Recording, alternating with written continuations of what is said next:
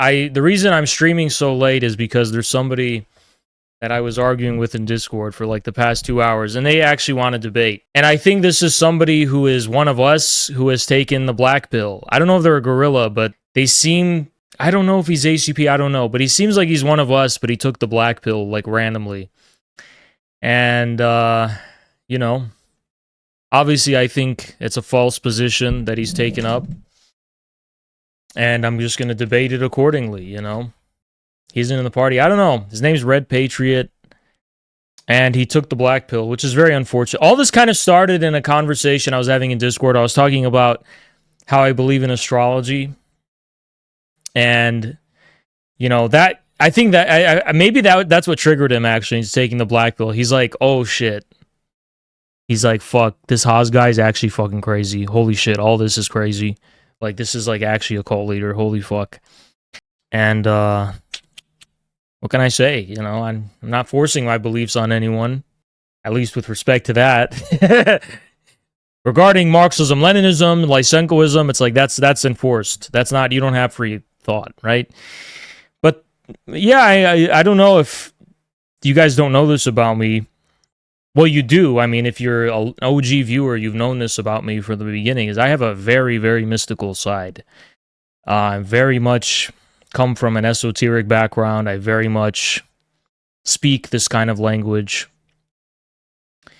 And it informs a lot of how I look at the world and whatever. And the best, and the way, the reason I don't talk about it is because you shouldn't have to talk about it. You should just be able to show results or perceive without spelling it out. Midnight, what's up? I think there's a lot of things we perceive that we don't spell out. Gorilla, what's up? It's just, a lot of people don't know that there's reasons for things, right? I don't know. I don't want to get into it. I have a very mystical, shamanistic, if you will, side. Always have. I could talk about that more, but in any case. Red Patriot. Hello. What's going on? Let me start with the first question here. Do you perceive yourself to be an agent of a divine will of God? No. Didn't you claim that earlier? You said that you're enacting some divine will, or I that never said your that. cause is. When did I say that? No, you said your cause was heavenly divine justice. Is this true? I said that throughout history, revolutionaries do the bidding of heaven's justice. Absolutely.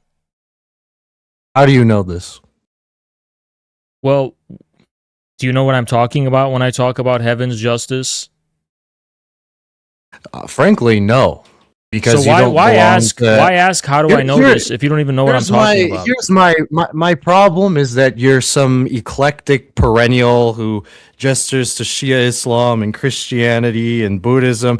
What do you actually believe in terms of your mystic religious outlook that is informing your view that all of these revolutions, by the way, not all revolutions, not the bourgeois revolutions, not the fascistic revolutions. There's no fascistic revolution in history. Only a certain lineage of revolutions. No, all revolutions. That you have picked. There's no fascist revolution. Name one. All revolutions. What right. Fascist revolution? Ignore that point. Ignore that point. But the key thing is what is the. How do you know that these are divine agents in history? I never use the term divine agents. I think that's a stupid term. So let's actually frame your question with a degree of honesty as far as what I've actually said. I'm not trying to be dishonest. How do you know that, per se, would you say there's a divine trajectory in the motion of revolutions in history? You'd have to qualify, but yeah, I would say that. And all I'm asking is, how could we know this? How could we determine this at all? We'd first have to specify what the terms that are, in this case, epistemically in question for you are in the first place, and what we mean to refer to when we talk about them. So when I refer to the divine, for example, I'm just referring to a meaningfulness that is exterior from, you know, a strictly being a kind of like post hoc object of human creation. So a meaningfulness that inheres in the cosmos itself. And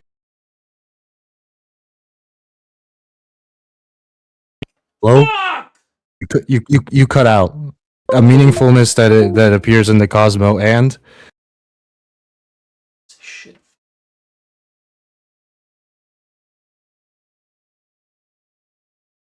Yeah, my cut out because it's a fucking piece of shit. Can you hear me? I can hear you quite well. Yeah, one that in a sense precedes human ideation and any kind of whims and fancies that are a construct of our consciousness arbitrarily, that just come from tabula rasa, from any kind of blank human intention, right? So we're talking about something that I think preconditions the existence of man. And in this sense, I absolutely think it's fair to say that if man arises from something that is not itself man, I don't think that this is from randomness. I don't think that's possible, that man arises from randomness and by accident. I think that the cosmos, first of all, that there is a cosmos. Now, some don't like this notion of cosmos and would prefer to think that all universal existence is just randomness. But nonetheless, there are resonances, there's patterns, there's lawfulness within the cosmos, within the universe. So there's an order of some kind. Make of it what you will, for whatever reason. I'm not claiming to know the reason. I'm not claiming to assert a specific reason. I'm just saying there is order within existence or within being, right? And this is what we call cosmos. And because humanity and human history, because this is what preconditions it, because it is embedded within that, because it's contextualized with that, there has to be some kind of resonance between what we consider the true reality, which precedes human existence, and the things that we regard as meaningful in the development of human history. There has to be some kind of resonance or relationship, like by definition for me, right? This is what is inherent in the notion of a macrocosm, which is what we refer to as, the heavenly bodies and the stars and so on, and the microcosm, right? And the relation of macrocosm to microcosm is a specific logic of how that there can be an outer layer of order, and then there can be an inner layer of order, and there's a resonance between them. So that's how I would qualify the statement that history has a divine trajectory or has a cosmic significance. All right. I'd like to ask you a number of questions on that matter. Are you here to debate me, or are you here to ask me questions? No. They're critical questions, but I need to ask these questions in order to make the critique. Is that all right with you or no? Okay. Well, okay. Okay. So the first question is, actually, I will just start the critique. It seems to me that you look at events that have gained objectivity, such as 1917, such as the Chinese Revolution, yada yada. These events in history that have happened that were in some way, which I'd actually be interested to understand what would be your criteria for success. But in any case, these successful events in history, you look at them retroactively and attempt to assign some kind of existential meaning to them. But how can we know that these events really do have an existential meaning or some kind of wider cosmic instantiation rather than just being what they appear on some more perhaps superficial level as revolutions and upheavals where there's discontents and a revolution happens and a certain party is able to come into power, which happens all of the time. And these things don't seem to necessarily demand a cosmic explanation or to have objectivity on that cosmic level. So how can you actually know that these things are anything besides mere events? So, first of all, I'm not saying that they have to be explained in terms of their causes by cosmic phenomena. I'm not saying that in order to understand the Bolshevik Revolution, you have to have an astrological explanation. All I'm saying is that the things throughout human history, whether it's the Bolshevik Revolution, whether it's the rise of Islam, Christianity, Judaism, all great world historical events throughout history that humanity regards with an intense degree of meaningfulness, and out of which we seem to derive our sense of meaning, our sense of the deeper order behind reality and its meaningfulness, that these follow a pattern and have a resonance with the cosmos, which means that they reflect greater cosmic principles. And all it means that they reflect greater cosmic principles is that they reflect something other than, let me put it this way, they reflect a context greater than themselves, and to which they refer. And without this referentiality, their meaningfulness is gone. And you can interpret cosmos absolutely in a Marxist sense. A strict classical Marxist understanding of cosmos in this sense would be the mode of production. The mode of production is the cosmos that gives the meaningfulness to the world historical events. So Marxism would strictly work within the mode of production, which is true in its own sense. I'm just taking this to its logical conclusion, and I'm thinking about the place of humanity, the greater place of humanity within the entire existence, in a way that actually addresses the question of like what, in a sense, what is meaningful about human existence and human life. And in order for history to be meaningful, there has to be a contravening element outside of history that gives that context.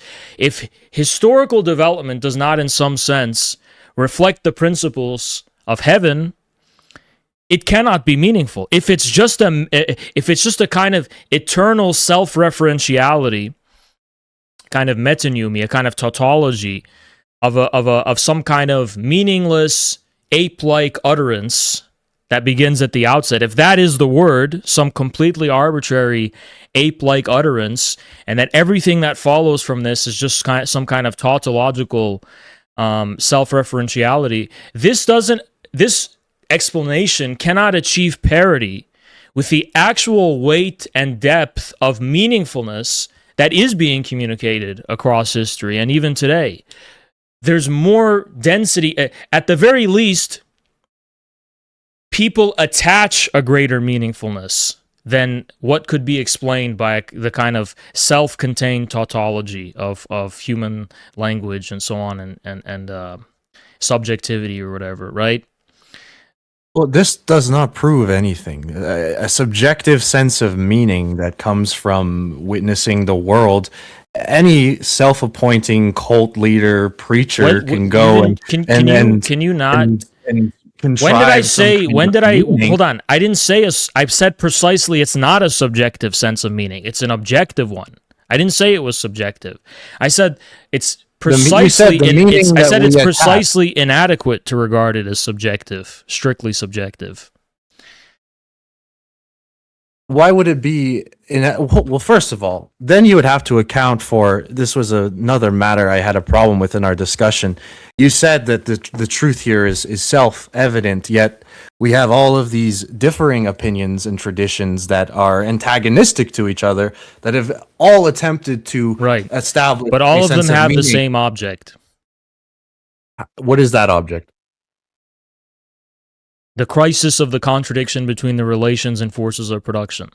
When there's a crisis in the mode of production, when it reaches a point where there's a contradiction between the relations and forces of production, to use Marxist verbiage, you get all manner of different points of view and perspectives, usually that reflect the vantage point of different classes and specific perspectives within the division of labor, reacting to the same thing in different ways. Marx brilliantly gives expression to this in works like the 18th Brumaire, right? So although you have this diversity of perspective and all these different ways of responding to history and articulating them differently, they're all responding to the same thing. I mean, I could give it to you. If you're squinting your eyes, you could say that there was some catastrophic event in the mode of production that happened around the time of Christ, right? Every and then historical Islam 600 years later, and Buddhism maybe 600 years before Christ, and then Hinduism 1,000 years before Christ. None of these events align at the same time to give us the sense that all of these world traditions are actually speaking about the same crisis. They emerge at different points. They're different. They're, for all intents and purposes, they're historically disparate phenomena. What's historically disparate? The religions themselves, or the relation of the religions to the respective crisis that they're emerging in response to? The context. They're emerging in very different contexts, right? What do you wait? So you're saying that first there was a crisis and then the religion came hundreds of years later? That's not true. No. I'm trying to. If we're saying that all the object of all religions is a crisis in the mode of production, well, then we would have to say that the particular crisis that births and gives significance to each religion, these are not all the same thing. Yeah, right? from a historicist, Like, if you're working, we can speak of if you're working from a historicist, so wait, hold on. if you're working, wait. We can speak of a crisis of capitalism in 1929 that was global and universal. But what crisis can we point to that explains all religions, all mystic views, all at once, and says that they all have the same object? What is that? communism. That does not answer the question. Well, in Marx's logic, where he says communism is the riddle of history solved, that answers the question.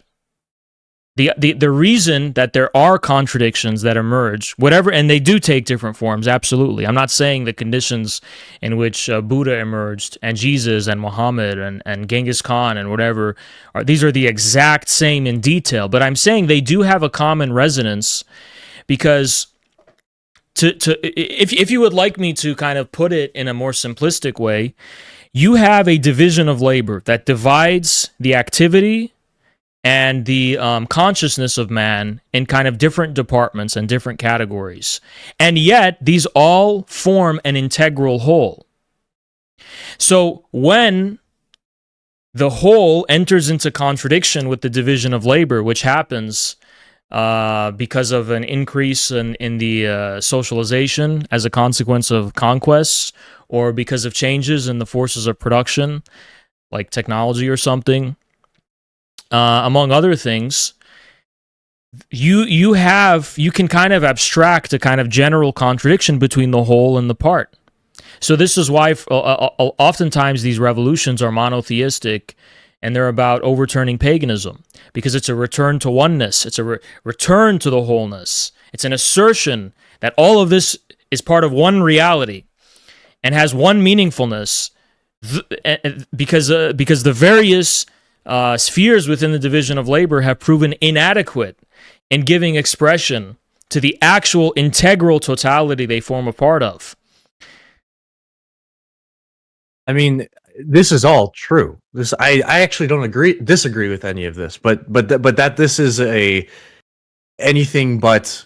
You can say everything you just said. There's a division of labor. There is a social whole that is constituted of the different elements in the division of labor, and it enters into a contradiction, right, with, developing technology, war, trade, whatever. But how is any? I mean, there's a reason that this is called historical materialism, right? And it's because this can all be explained by. What's the Marx quote? Man thinks with his stomach. This is all just problems with resource distribution. In the German ideology, what Marx writes explicitly is that in producing his means of subsistence, man is not merely producing his physical existence.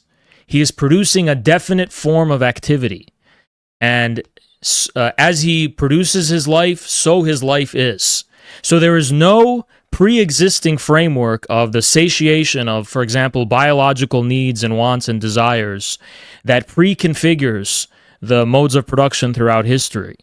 What man produces are the very conditions, the very object of production in the first place, not just the conditions of production, but the very activity, the very way of life, the very means of subsistence, which production is supposed to satisfy and reproduce. And this gives man a distinctly ontological quality, for Marx at least. And this is why Marx calls man species being. Now, the meaning of species being is not zoological. It's not that this is a specific type of animal that we all have to be like the blue people from Avatar and hug or whatever. Species being refers to a union of being on the one hand, which, you know, at the outset kind of denotes abstraction. It denotes kind of one-sidedness and emptiness, just because Hegel said being and nothingness are the same. But species means a specific determination of being with respect to itself. So a species being, for Marx, is a specific kind of being which has the quality of self-relation. And this self-relation is a kind of, on the one hand, you could say it's a recursivity. It's a constant self-relationship that's recursive. On the other hand, you could say it's also an opposing tension. And this logic of the opposing tension, Marx gives expression in his notion of the repulsion of the atoms in his earliest writing on Democritus or whatever, right? And the idea is that in the process of the repulsion of the atoms, this is actually how the atoms, these are kind of ontic units in this work, acquire a kind of acquire self-relation with each other. They become kind of entangled, right? And the best example of the opposing tension and repulsion of the atoms Marx give is like the love of man and woman, actually. So that's the meaning of the species being, though. The species being refers to it's an ontological notion, right? It's the way in which being comes to itself become a particular determination. Being as universal being as such acquiring concreteness, acquiring determination.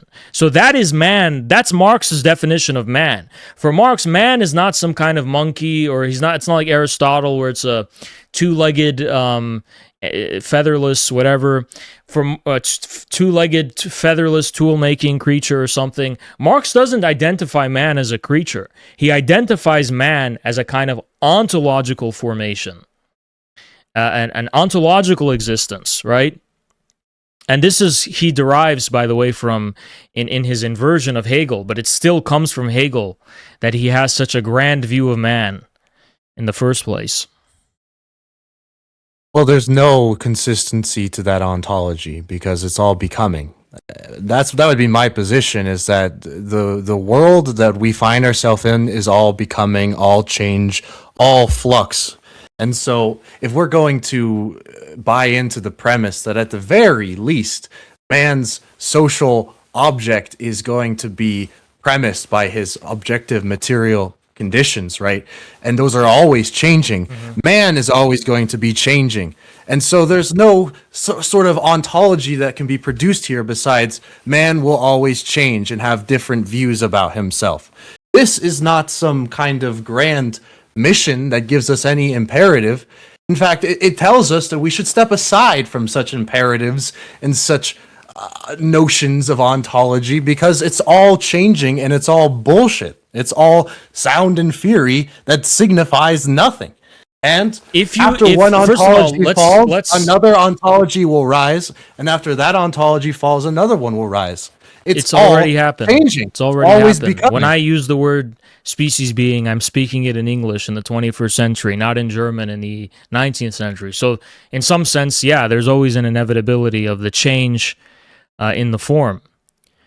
But it's the content that you're missing, because content is the integral totality of the movement of, let's say, nothing to nothing, as you would put it, right? There's an integral unity and resonance in that process. And precisely when we acquire knowledge, let's say, species being, which does imply becoming, because if there's no becoming in the species being, then you just have the being. You just have a general notion of being, which would probably be resolved into an identity or an ideality, something static with a fixed beginning and a fixed end. For it to have a species quality, for a particularity and a determination, there has to be a constant process by which this determination realizes itself, right? But to put it simply, When Bolsheviks carry the red flag into the Winter Palace, then and in that moment, they acquire resonance with the eternal history of mankind, all of the revolutions of mankind's history. There and in that moment, precisely when we insist upon the particular determination of our current situation, of our current reality, of our current order of things, of our current world historical mission. We don't have to think about the things that happened in the past as a precondition of our ability to respond and act to the cosmic necessity of today.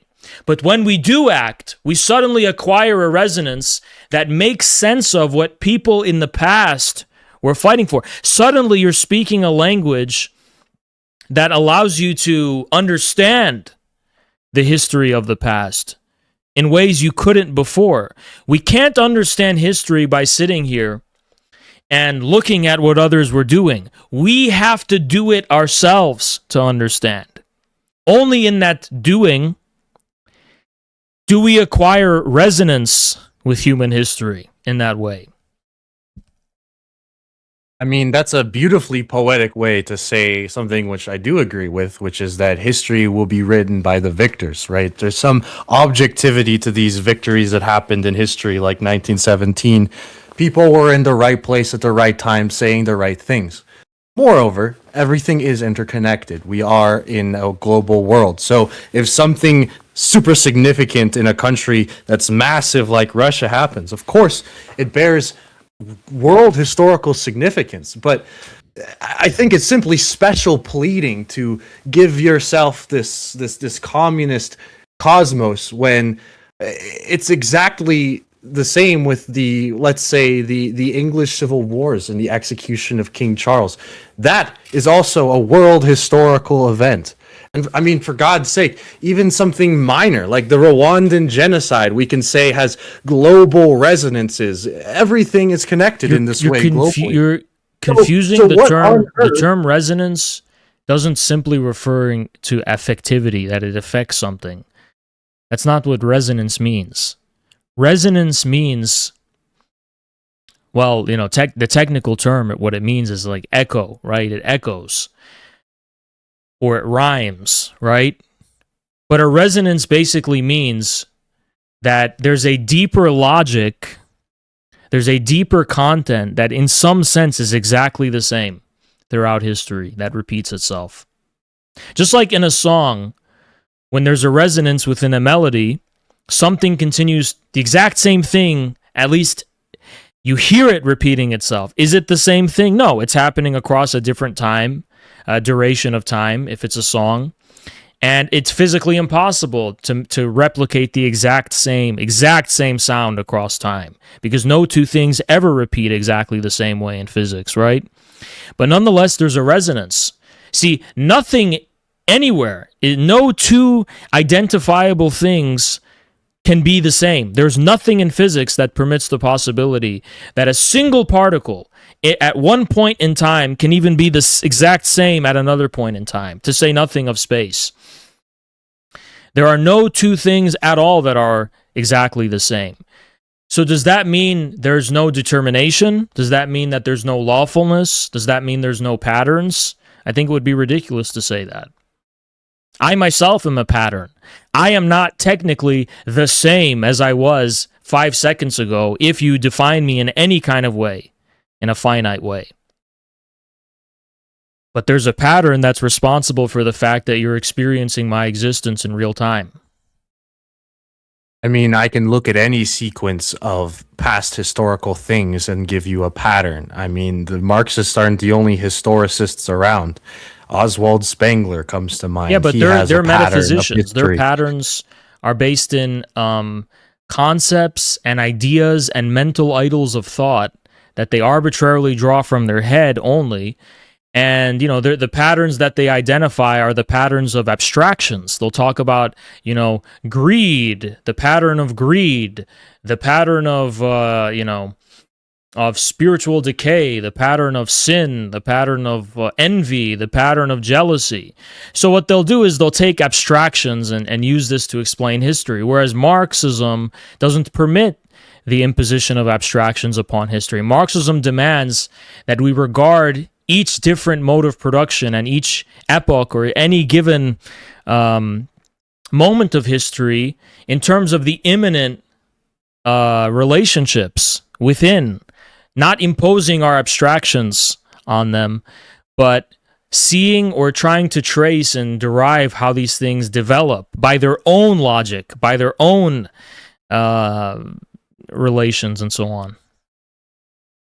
Certainly not by their own relations. Most of history is not conscious of class struggle as why does it have its to be conscious? object. It doesn't have to be conscious, but to suggest that Marxism is taking all of these things and in its historicism is being objective and imminent to each historical event, no, it's not. Marxism is about simply looking at isn't. ancient Egyptian society and making absolutely no assumptions about how and why they regarded various things meaningful, what motivations various different kind of actors had, why they wanted to do what they did, but instead asking Did you not just say earlier that Marxism is talking about how the social object of production is self-relating?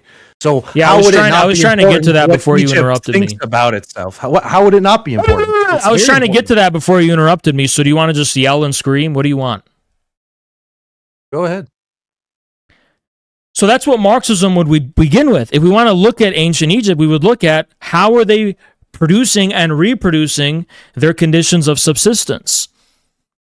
Like what is their way of life? How are they reproducing language, communication, meaningfulness, their physical existence materially? How are they feeding themselves? How are they building things? What are the various relations implied by that? And out of this kind of structure or this kind of analysis, we would then maybe make the leap and effort to try and think about why they regarded the various deities and beliefs they did in the meaningful way that they did. What is the relationship? What relationship could those principles they had have to their way of life? How could that? And only then can we actually make sense of their meaning for them. Only then can we say, oh, that's why it was meaningful. It was so simple for them. But when we begin, like Spengler or other bourgeois metaphysicians, with the assumption that everyone has the same perspective that we do, and psychology that we do, and motivations that we do, and then we try to go from the top and kind of, well, you know, why did the Pharaoh do this? Because he was greedy and because he wanted more clout and he wanted more bitcoins or something. And it's like, you don't even know what it means to be a pharaoh in the first place. What is a pharaoh? What is that? What is that? What kind of society is that existing within? What meaningfulness does the society of ancient Egypt give to pharaoh? What does pharaoh actually mean concretely for the Egyptians? Right. So that's the way Marxism looks at it. And so these other people that you're talking about, they absolutely do not look at the patterns of history in the way Marxism does. I don't think they look at them the same, but you just conceded that when Marx said man thinks of his stomach, that is exactly how we are going to proceed methodologically. No, to look because at how what you're talking about the way is of life of a society is reproduced on a material level of but that also includes and food and so on, so forth. No, your premise is absolutely false. Because the notion that societies are guided by an animalistic survival instinct is absolutely false. There is a reason man thinks of his stomach. There is a reason man reproduces himself physically. And by the way, physiology and materiality are not the exact same thing for Marxism. You're confusing a kind of biological reductionism for Marxist materialism, which is not the case. So the reproduction of society also includes the reproduction of language. It includes the reproduction of the ability to communicate. What is being communicating? How the social object is being communicated. Yes, as a precondition for the physical existence of people, there needs to be a physical way they reproduce themselves. But you need to read the German ideology where Marx says the physical reproduction of man is subordinated under the reproduction of his definite activity. So, as man makes his life, so he is.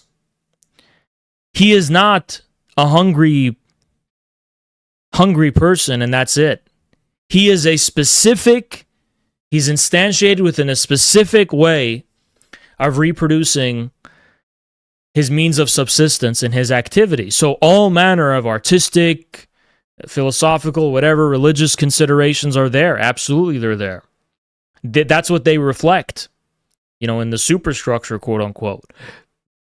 The notion that Marxism is historical cynicism, where all the religion and philosophy and all these kind of things, rather than reflecting a deeper logic of production, merely reflect, different excuses for people to fill their tummies with more wine and food and, consume more. That's not materialism. It's metaphysical hedonism. It's assuming that the gain of pleasure is the ultimate guiding principle of all human beings from all eternity. But this can't explain the phenomena of asceticism. It can't explain the various Hindu cults and societies devoted to inflicting pain and suffering amongst themselves, and not simply pleasure and so on. So you have it completely backward as far as your understanding of Marxism. All right. Can I ask you a question? Yeah. Is it true? And this would be my understanding. Is it not true that if we look at historical revolutions, is it not true? And I'm speaking specifically of the revolution itself, not the Committee of Public Safety or the Bolshevik Party or whatever have you, but the revolutionary upheaval itself. Is it not true that all of these at some point pertain to an inability of people to eat? Like the French Revolution was a bread riot. The February Revolution was a bread riot. The Chinese Revolution, the warlordism was preventing people from eating, so they banded together to create a new order.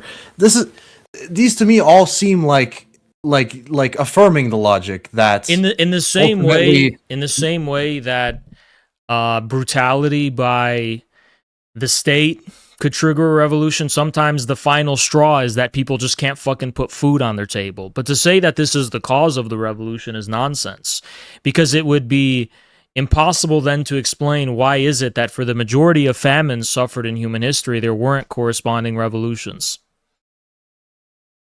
Every famine had violence and upheaval, but not yes, it's every true. Famine, not all of them. Yes, every famine does involve banditry, violence, upheaval. But it's true that not all famines involve, and they only become revolutions when there are deeper, dare I say, cosmic principles that can replace the existing state. That can unify the nation around a principle greater and more compelling than the one under which the existing state derives its sanction and rule from. Would it not just be literally anything else? I mean, no. That was kind of the... No, there was plenty opportunity for anything else in the famine in 32-33 in the Soviet Union, in the Great Leap Forward, where there was a famine. There could have been anything else, but there was nothing that could surmount the principles governing the state and the society at that time. So then it just becomes a matter of, I mean, I don't know how deep like your Marxist determinism goes, but is it like if Lenin didn't exist, there would be no Bolshevik? Like if the Bolsheviks didn't exist, there wouldn't. Okay. If the Bolsheviks didn't exist, would there have been some kind of revolutionary upheaval in Russia? Maybe this is an annoying kind of hypothetical. Yes, but there absolutely would have been, and it would have been, it would have led to the Balkanization of Russia. So Turkey, like in the Ottoman Empire, like in the Austro-Hungarian Empire. So only communists are the ones who have the cosmic worldview that's capable of restoring order after a breakdown in the mode of production unifying and in society. an integral historical totality. Yeah, sounds like a cosmos to me. That's exactly It seems like it seems like you're like anyone who wins then is a communist. This kind of seems to me ridiculous. Like, are if the you American mean to ask me, are do we I? seriously going to say that like the American revolutionaries are like communists? I Yeah, don't think they wouldn't were. it be ridiculous to say that communism is the riddle of history solved? That every tendency toward the advance of history and the succession of history and the development of history and the integral totality of history being advanced in a new way actually does obey an underlying communist kind of logos, No, that ergo actually would being be the riddle of absurd. history solved? No, you would have to demonstrate that communism has like an actual ontology, an actual tradition, which it doesn't. If we're gonna Why say not? communism starts with the Hararan civilization in the Indus Valley and goes up to today, that is not a I tradition. think communism All of the begins. revolutions that The happened in Marxist the view is that interceding time. communism begins the in communism is coexistent with the entire cosmos at all times. Doesn't even begin anywhere. As long as there is cosmos, there is communism. As long as there is matter, there is communism. So this is you do know that this can't possibly be an ontology or a tradition. The cosmos, this is like Spinozism. Like you're making this weird dogmatic ethical sort of like interpolation upon the entire cosmos. Kind of like There's no tradition there. There's no tradition. I'm not like Spinoza. I like Mulla Sadra, not Spinoza. But what do you mean there's no tradition? There's no resonance within the cosmos? Then where did man come from? If there's no pattern of determination and lawful change within the cosmos, how did it culminate in man's existence?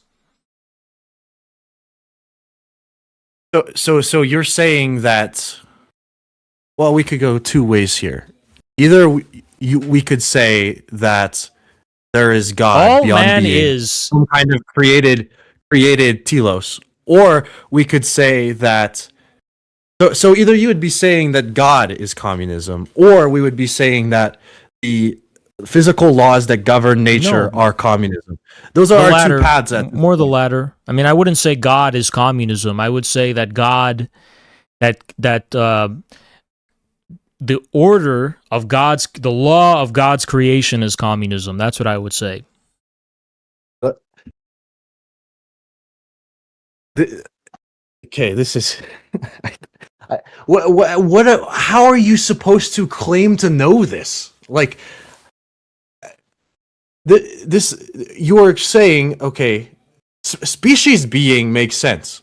A collective humanity gets together and they create an ontology, an That's not ideal. what species being fucking means at all. That's not what it means at all. What are you talking about? Species being, again, just refers to the self-relation of being that only and uniquely we find in man, at least so as we know so far.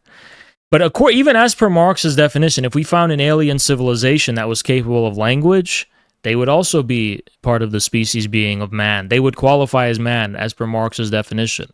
Because man, species being, again, it's being that acquires determination through self-relation. It affects itself, it relates to itself as a specific and particular determination. Now, there are all manner of determinations within being, right? But they don't have this quality of self-relation and if you want self-referentiality, being turning inward upon itself, right, as a something. Now, you could say that the development of nature is guided by the principle of species being, because it's what culminates in man, right? And that this kind of spark exists in all things in the cosmos, whatever. But species being is the determination, and that is man for Marx. And this, by the way, this comes from the Renaissance era, if not before. Man is the measure of all things. That there's a meaningfulness of that beyond, monkeys measure things. Man is not a monkey for this specific specific, line of thinking. And then you can even see before the Italian Renaissance, you had the kind of Islamic notion of al-insan al-kamil, right? Which regards man as the kind of isthmus or whatever between heaven and between spirit and matter, I should rather say, right? And that man is the mediating essence of those. So that is what man is for this kind of esoteric tradition that Marx actually does take to a conclusion. This to me is very problematic, because how can man be the measure of all things when man is particular? Well, then you could say, well, we're talking about universal man. Who is universal man? Who is this perceiver of all things? No one.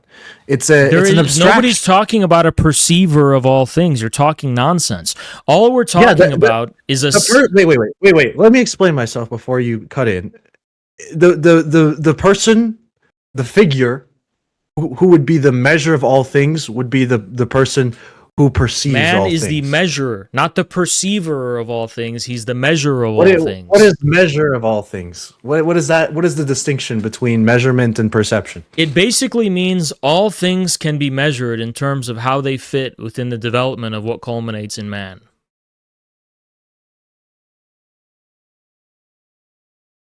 That every discrete observation we can abstract from the cosmos is an extension of man. It's everything is the measure of man, right? You can look at it in both of those senses. So that's what it means. Man is the measure of all things. How would this be? So, is it that man is the measure of all things, or that the physical laws governing nature are the measure of all things? Or is man the culmination of the physical laws? Physical laws governing nature culminate in man, who is the measure of all things. That the measure of all things would be the thing that all things culminate into makes a lot of sense.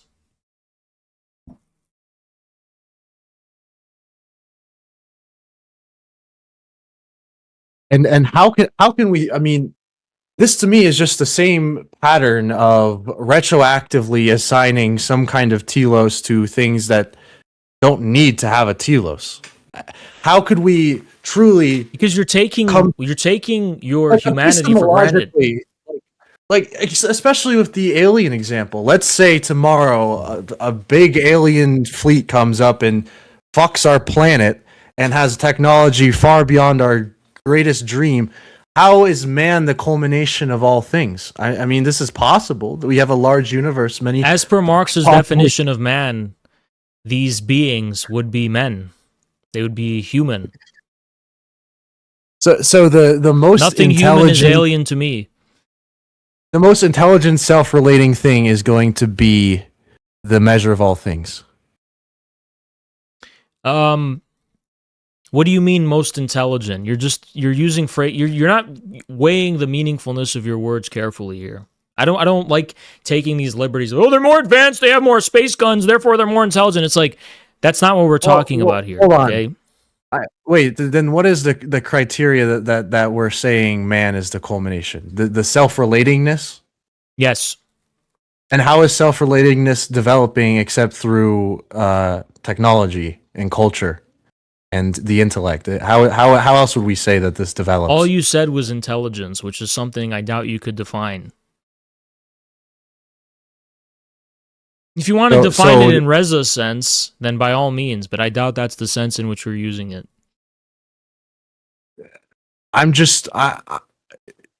If it's not those things I just listed, if it's not technology and culture and... Okay, let's start with intelligence, if you want. What would... Sure, we can start with intelligence. What is intelligence? What does that mean? I think intelligence would have to be the... Let me think about this for a minute. Okay, what's an intelligible? What does it mean for something to be intelligible? I like what Aristotle says, that you understand its cause. You understand how it's think that's caused. gay You and understand retarded. it. Okay. I mean, what do you want to say then? What is something intelligible? So it would be suffice if you just said understanding, by the way. Talking about causes is completely fucking pointless. But Well, if I'm looking at an intelligible object, like I don't know, this can of Red Bull in front of okay. me, As long understanding as it is how it something was you can make produced- out and situate within some kind of distinct, meaningful horizon, it's intelligible. You don't have to know its cause. No, that's retarded because animals. Why would you can have look to know at it's things- no animals don't fuck? Are you kidding? If you fucking wear a An banana animal suit, can look if you at- fucking wear a banana suit and start fucking Fortnite dancing in front of a fucking dog, it's not going to be able to tell the difference between that and you picking your fucking ass on the toilet. So it won't. because It's you not going to. It's not going understand to that the regard the banana suit is intelligibility not of the actually banana a suit banana. in that specific way. You don't have the basics down. The way we can understand a difference is we know the banana suit has a different cause than an actual banana, right? We don't have You to know just said anything about the it's something cause. that's We don't intelligible have to is know something we anything can about the see. cause. The causality is meaningless here. It means nothing. We don't have to know anything about the cause. All we have to know is that this thing is different from that thing. That this is a thing, it's a definite thing, distinct from that thing. That is intelligibility. Understanding the cause of this thing is a secondary thing. It's completely irrelevant to the question of what makes something unintelligible. Something is intelligible when we can distinguish it from something else. And take it as a specific object of the understanding. We don't have to like argue about this. Seems like we're getting unrelated to. No, it's not unrelated. Okay, it's absolutely not unrelated. We were discussing self-relation. We're just and you wanted to talk about intelligence, so I wanted to ask you what is intelligence, or I wanted to begin with what is an intelligible, and you answered it in a way that pissed me off. Because it's fucking stupid. Okay. You can claim it's stupid. That's fine. But this.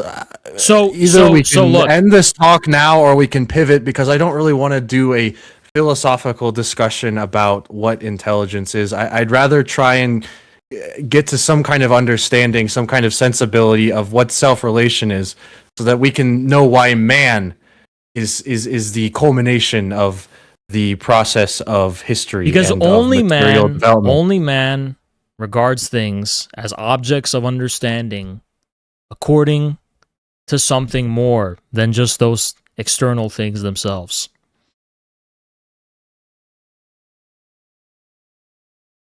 Right. To be conscious, merely conscious would be to see intelligible things, but to be self-relating would be to what that be conscious ultimately of your means, and it consciousness. implies that man is a being that has self-relation, that refers back upon itself recursively at the expense of other things, therefore being a species of being while simultaneously being. Do you understand? It's a species of being which itself is being. Which is being. It's not simply a species of being under some greater being that, is accounting for it. The species of being which accounts for its own being, which is this being. It's identical with this being, right?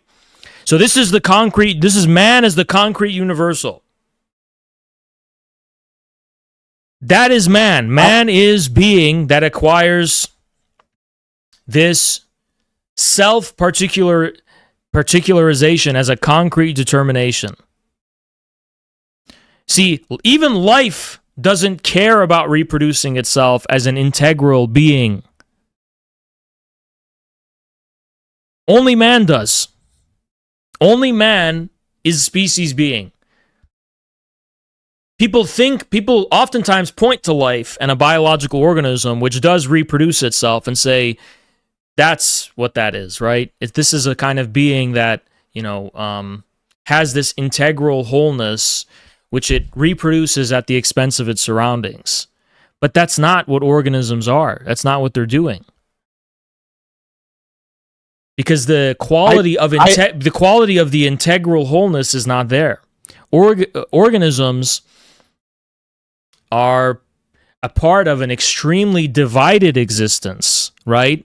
Like predator and prey. For example, in the relation of predator and prey, the wolf is not a utilitarian fat British guy who's calculating how many fucking sheep he's going to slaughter. No, the wolf is, as far as the wolf might even in the most primal sense identify with the prey. When they're chasing the prey, it's like they're chasing themselves and they're eating. They don't have these distinctions, right?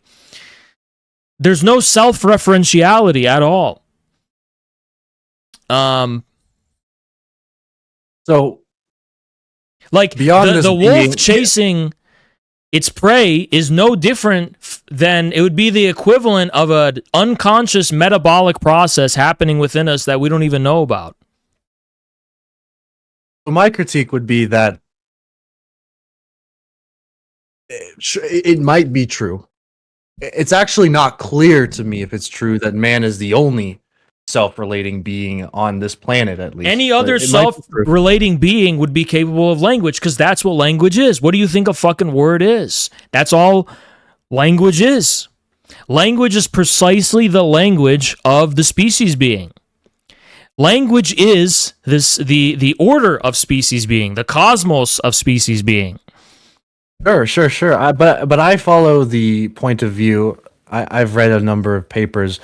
You can disagree with this, but I've seen it said that the language forming part of the brain is actually one and the same with the tool making part of the brain, and that we see other great apes developing tool making skills, and all of this suggests to me that our can you find the part of the brain that is specifically responsible for skibbity toilet? That specific configuration of words, skibbity toilet. Well, skibbity toilet is a development of a discourse, and clearly, I'm not saying that a chimpanzee is self-relating in the same way a human is. But if there's a possibility that it is developing and evolving, then we're looking at a situation where there could be a discourse of chimpanzees. In fact, we know Neanderthals had a discourse, and they are a distinct species. Well, how does that contradict what I said? Man is the measure of all things. Cosmos culminates in man. This is what I said. The key to anatomy of an ape is in the anatomy of a man. That's what Marx said. The ridiculousness of it is that it is a recursive truth, that it's true for man insofar as I am a man, and I'm hearing you say this as a man, and my ontology is that of a man. But I am not being. I am not the sum of being. Being is far beyond what I can perceive.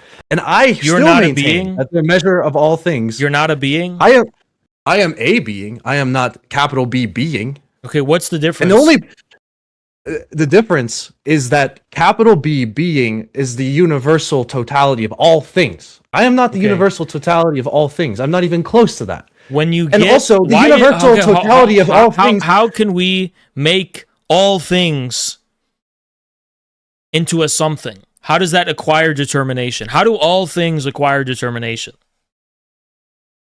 You are the one. The multiverse is it the multiverse and the omniverse where it's just like it's all in there, or is there a concrete? Is there a concreteness to the particularity that the particular is the totality? That the rose is red? That the redness is not simply an attribute of the rose? That the rose is red? That the entire integral totality of universal existence is its particulars? It is the concrete, disparate determinations. That is what it is. I mean, you can give me some beautiful William Blake poetry about seeing infinity. It's not from William Blake, it's from Hegel. No, well, Blake, one of his favorite things that he wrote was seeing infinity in a grain of sand, and that reminded me of something you said earlier. Anyway, which I agree with. So the universal is in the particular. So because man is self-relating, man is the universe. This to me is ridiculous. The only thing that could actually account for honestly, I hate to say it because it's so Reddit and cringe, but it is the truth. Man is the universe set upon itself. Well, the Redditors, they say it's the universe thinking about itself. I hate it, but it's kind of close to the truth. Where I'm going with this is that I would say God is what the universe rests on. There has to be something beyond being that can actually account for the universality, actually encompass being. Anything within being is not being itself. That doesn't make sense. My liver is not me. You know, the fact that my liver is within me and I have a body that is circumscribing all of my different organs. That is universality. Could we describe the meaningfulness or significance of your liver outside of the context of being part of you? No, we couldn't. So what's your question? Well, my question is the question. I mean, that's exactly my point. We couldn't have man. We couldn't speak. Man can't speak. From my point of view, man cannot speak himself as the universal because he is within a system that is outside of him. Man, by necessity, though, this is the problem. By necessity, man has to speak with reference to the universal. To say nothing of himself, to speak about anything at all, man must speak with reference to the universal. No matter how much he tries to humble himself and say, well, I don't know, actually, I'm only speaking for myself. Just by partaking in what we call language, he has to ultimately make reference to something that satisfies or acquires parity with the universal. Well, yeah, it's just like how Plato, kind of comically says, like, we should excise all things where we say this is, or this is something that can be. He says we should get rid of those because it's illogical to say those in one of the dialogues. Of course, we have to speak and communicate with sensibility, but the design and logic of language and how we communicate sensibility, that doesn't say anything about the actual universality of these things. We are just speaking. What are we speaking about? I mean, it seems to me that language, like I said earlier, develops out of production, tool making. Like, okay, what is poop?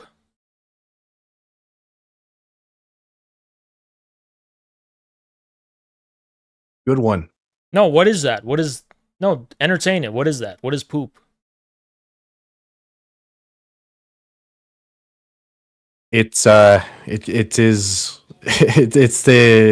human excrement that comes when we process food, and it goes the waste goes into our bladder, whatever.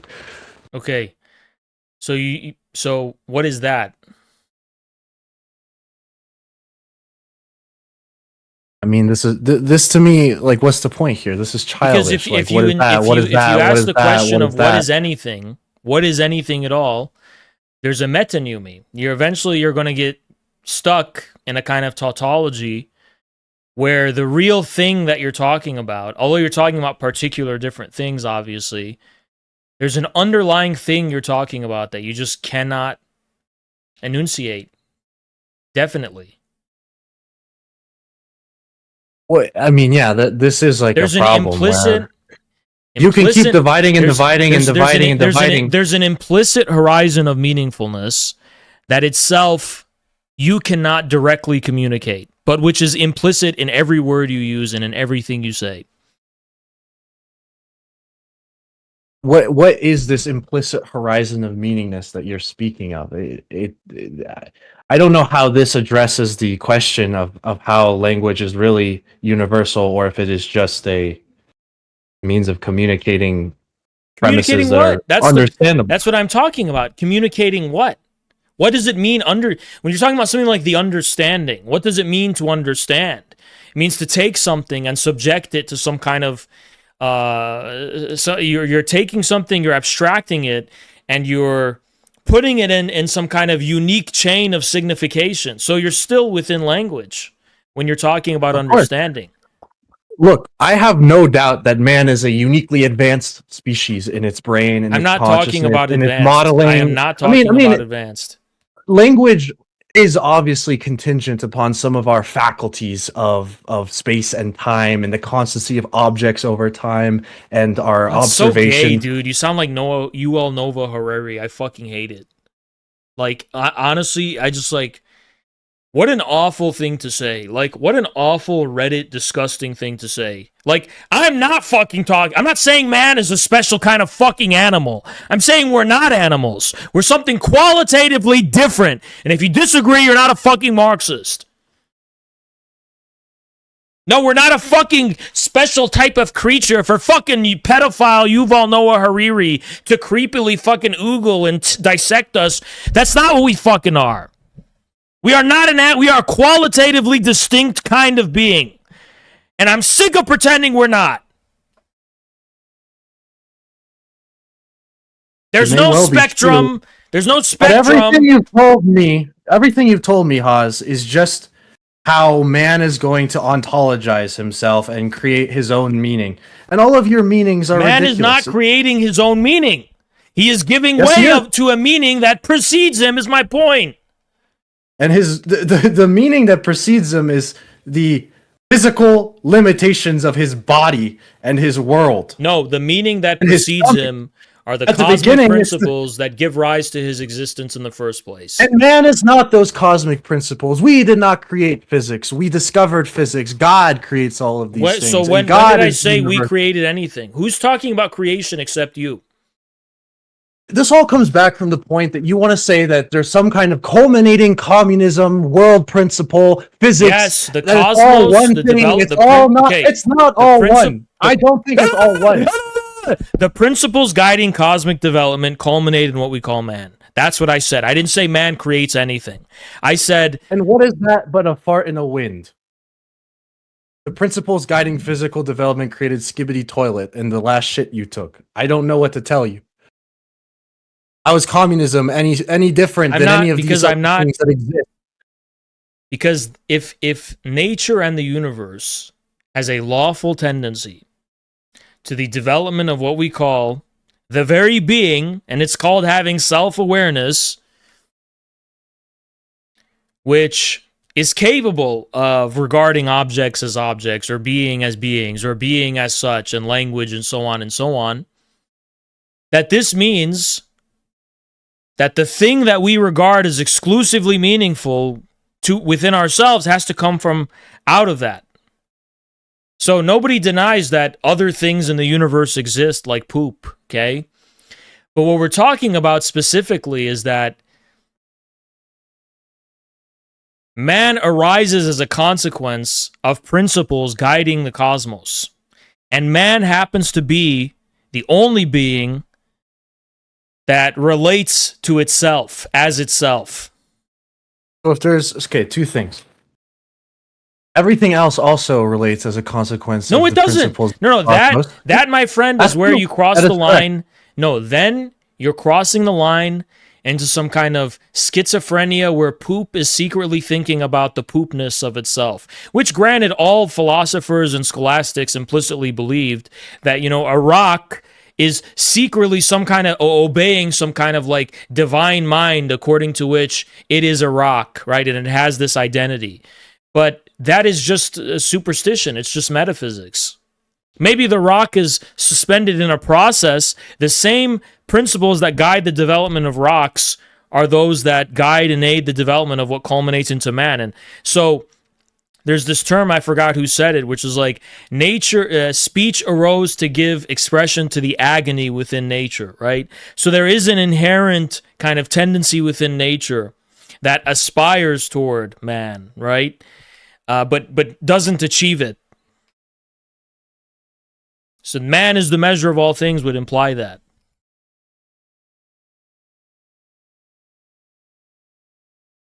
I just disagree. I don't think man is God. God is God. When did I say man is God? Holy shit.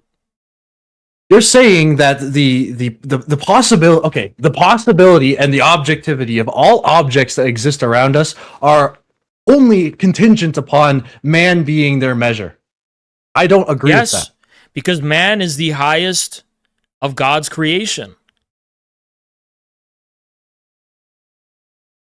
According to All the fucking religions, right?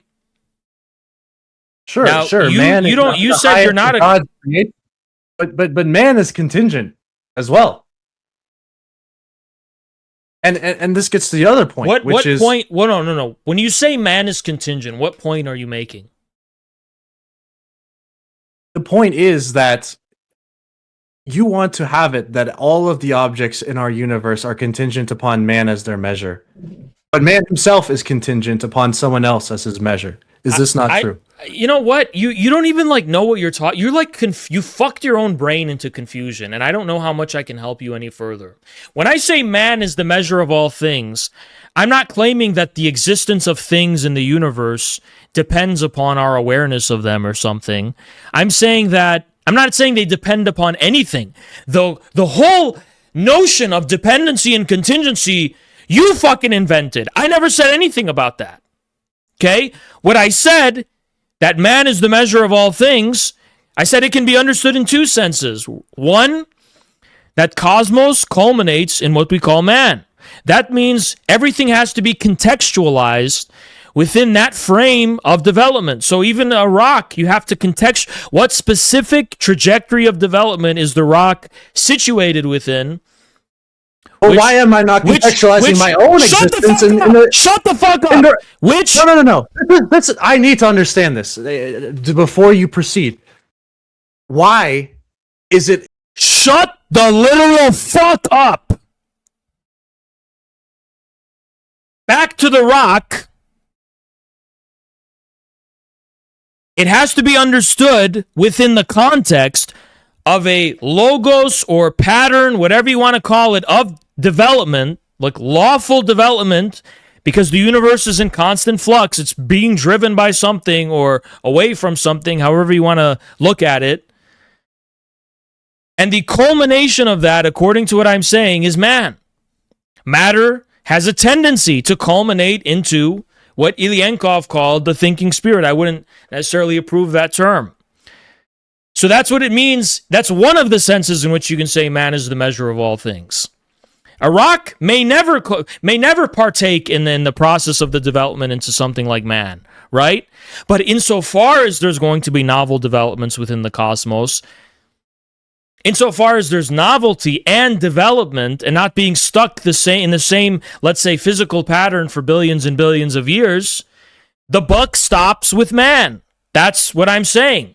Now, the second thing I'm saying is that you could also look at it in the sense, which is the most prevailing interpretation, by the way, that to say man is the measure of all things simply means that there's an inescapable horizon within which we abstract things from the cosmos and measure them and so on and attribute them meaningfulness, which is a reflection of ourselves and always will be. And it's inescapable, and we can never acquire an inhuman perspective with respect to how we interact with things. So these are the two senses in which it would be legitimate to say man is the measure of all things. Now I'll unmute you. On the first matter, that man is the culmination of physical laws governing the universe. Without getting your panties in a twist, can you explain how that fact is any different than any other number of things which are also culminations? Lesser culminations, maybe Absolutely. A rock, a dog. Absolutely. These are all things that have come to be and are as they are now as a result of physical laws governing the universe. That's true, but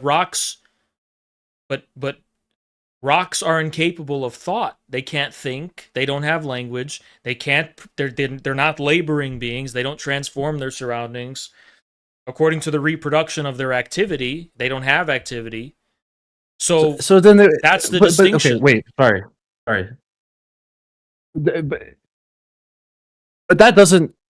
Do you even know what I mean by culmination? Do you somehow think that when I say culmination, it somehow means that man does not coexist with things that are not man? That's not what I'm fucking saying.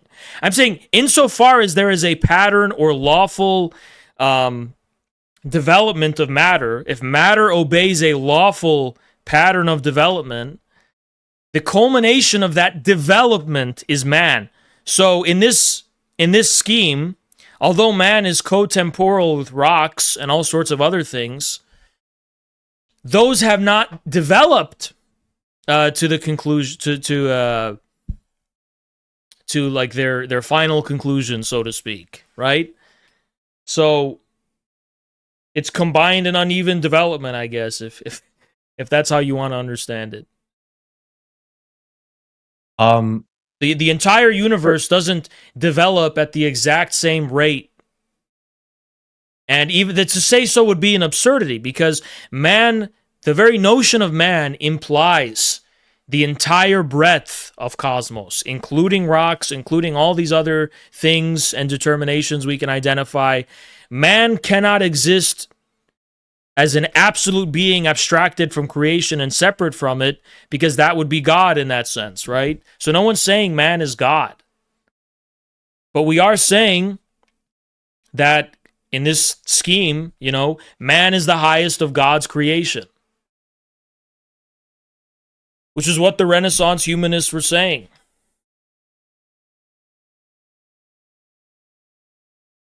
Man is the highest of God's creation. I mean, sure. In terms of all of the things that we are aware of right now, we do appear to be the culmination, in a sense. How does that then relate to... So this could go on for a while, because now we have to speak of how is man in communism a culmination? How is this also part of a universal principle that has been developing from the beginning of time? Read the German ideology.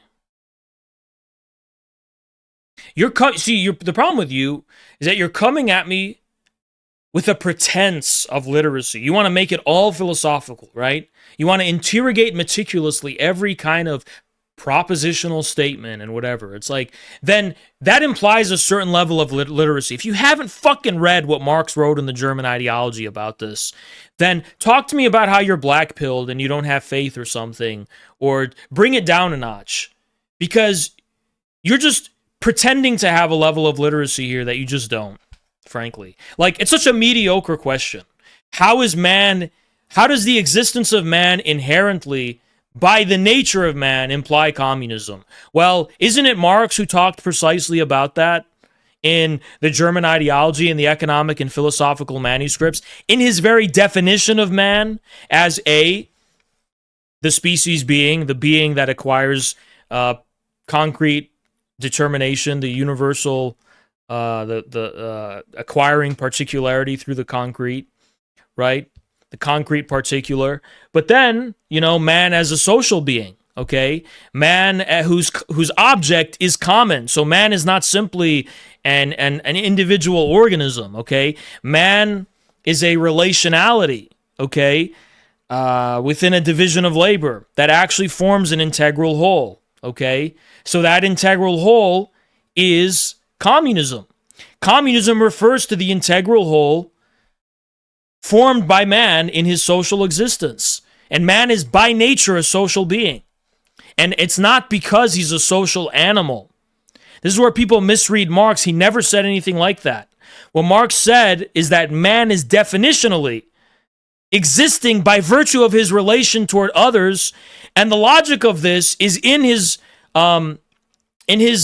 writing about Democritus and the declination and the repulsion of the atoms, right? It's baked into the notion of species being. The same way being turns inward upon itself and thereby acquires self-relationality, right?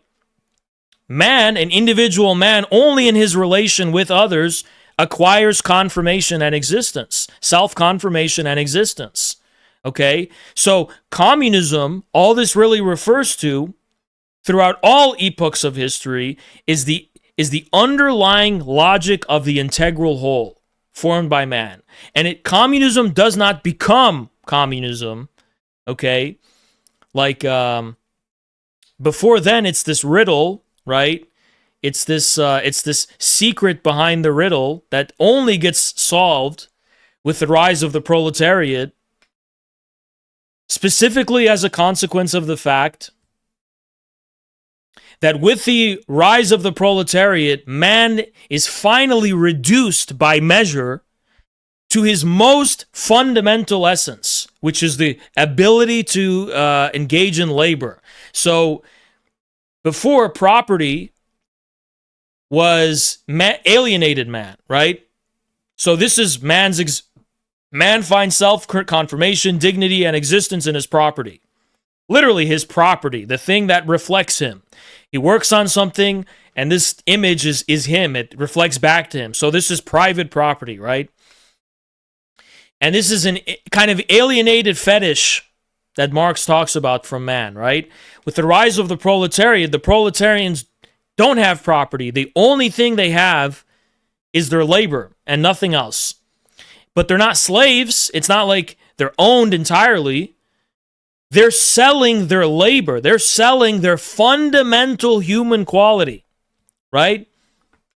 So because of the rise of this new and unique class, because of modernity and capitalism, which Marx regards as the culmination of human history, until communism, then finally it's possible to acquire the perspective of the integral whole and its underlying logos, right? Only then is it possible. Because proletarians who have nothing to sell but their labor cannot fulfill their interests as a class without the complete winning of man, what Marx calls the winning of man, which means the reappropriation of man's fundamental essence, which is the ability to transform his surroundings via labor, right?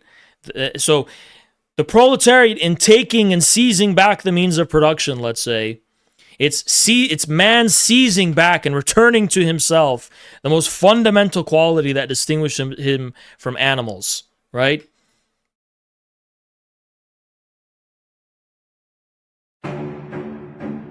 Tactile, what's up? I think you're not muted. I didn't mute you. So, no, I was just thinking for a minute.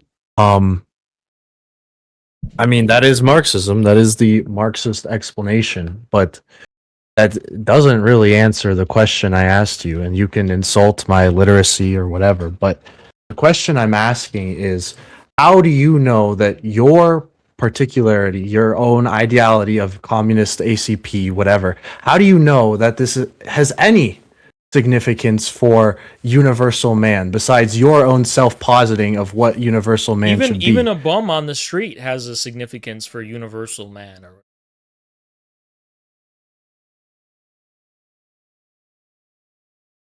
Is that statement anything else besides everything is everything? Like, okay, everything is interconnected. I'm really sick of this way you're like gibbering and waffling, using terms I'm not even using.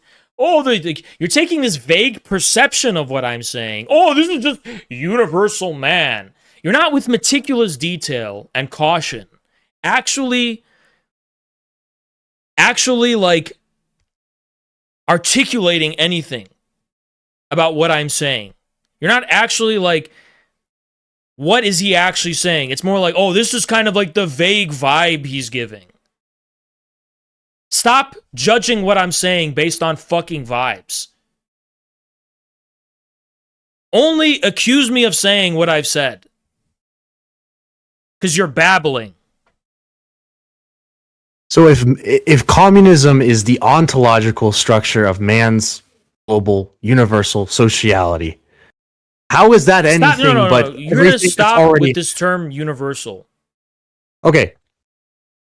Because you're misusing terms. I didn't say universal. I said the integral whole of his existence. The integral whole. Okay. If communism is the integral whole of man's existence, is that fine? Can we proceed? Yes. How can we identify what is the voice of that integral whole besides everything that's happening all at once, all of the time with man?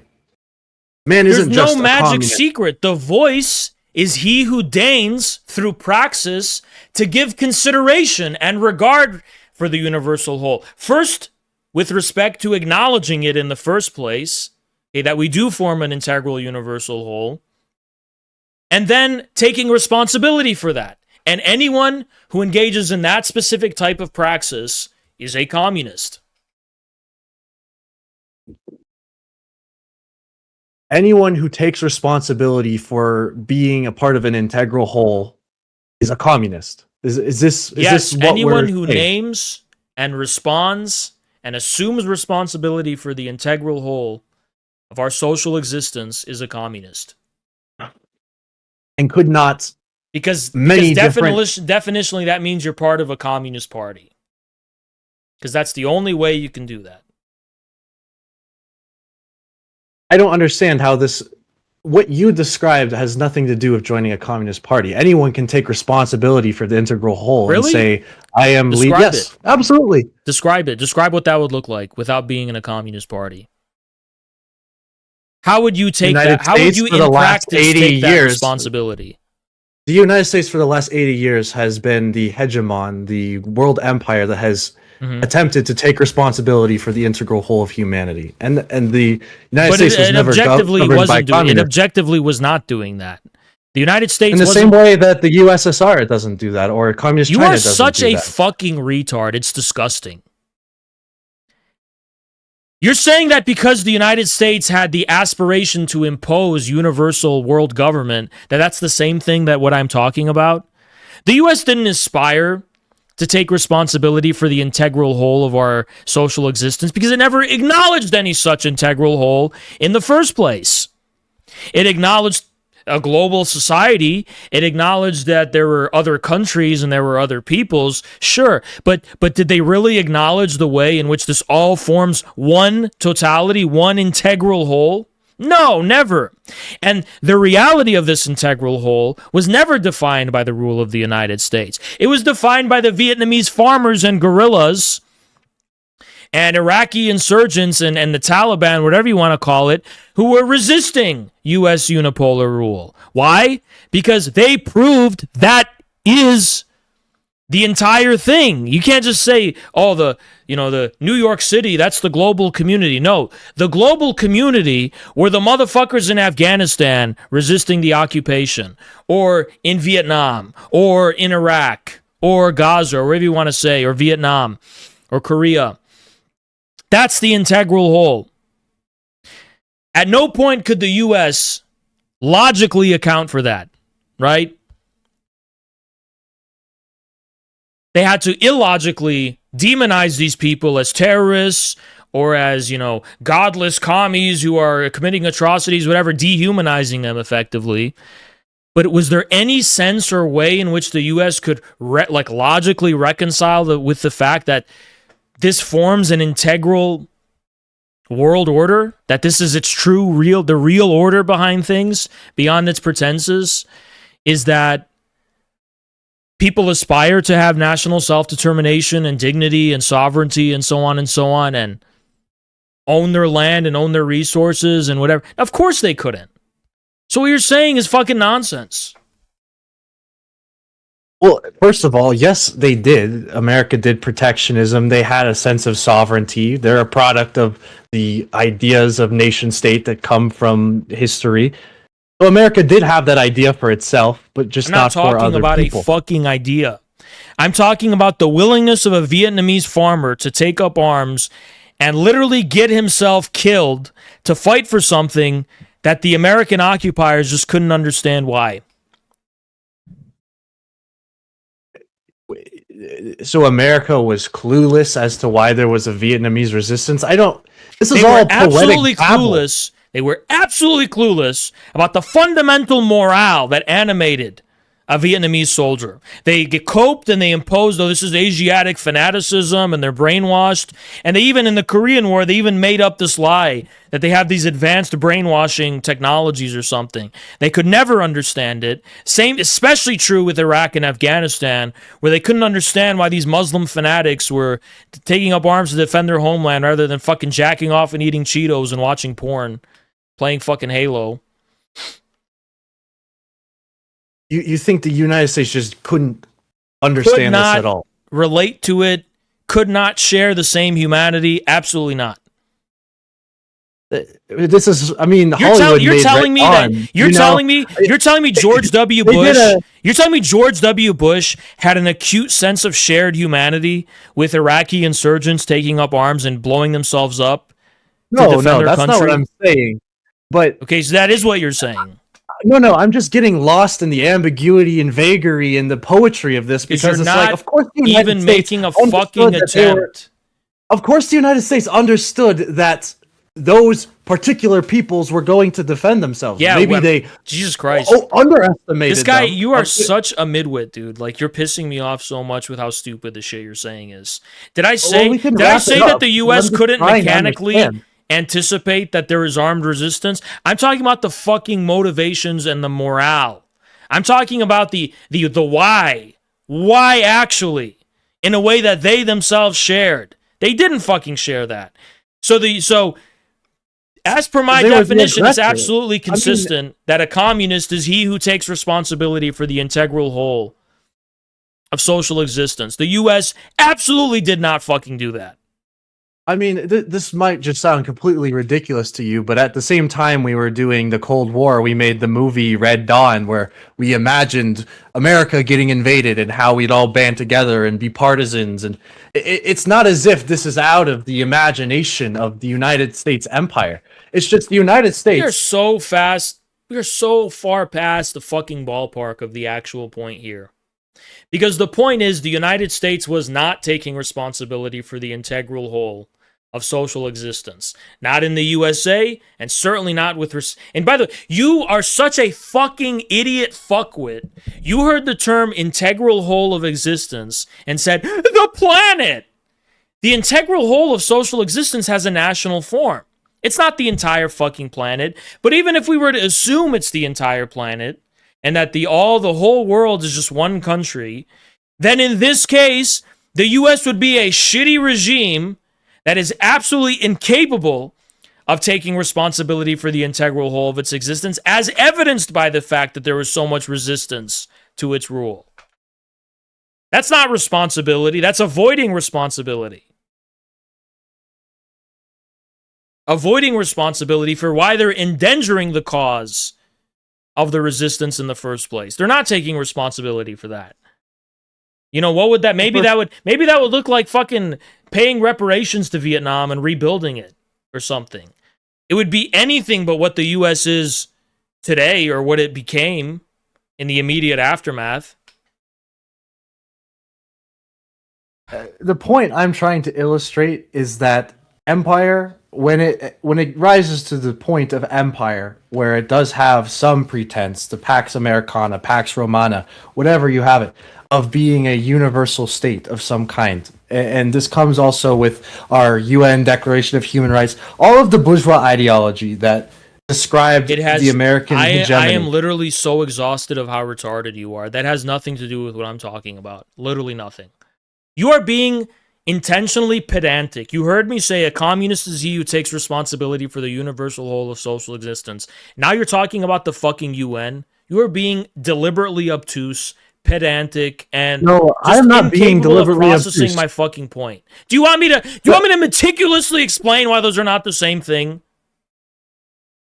Is that what you want? Yeah, I want.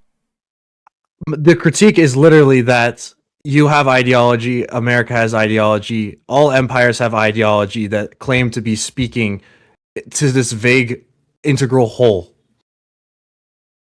The Romans spoke to the integral whole. Instead of gibbering like a fucking retard, you could have just said that every ideology pretends that it speaks for on behalf of a universal principle. You could just say that. Instead of butchering and fucking abusing the words I bestowed upon you with mercy and generosity. I taught you words that you're now abusing like a retard. Is that what you mean to say, that every ideology can pretend to be a universal principle? Yes, absolutely. Okay. Then I would say there's a difference between an ideology pretending to reflect or represent a universal principle and actually being one. And how would you know? You would know in terms of whether or not this principle can successfully actually guide and mobilize society through a revolutionary change, which the US and the UN cannot do. And the revolutionary change is inevitable. It's a cycle. It's a dynastic logic and cycle of change, right?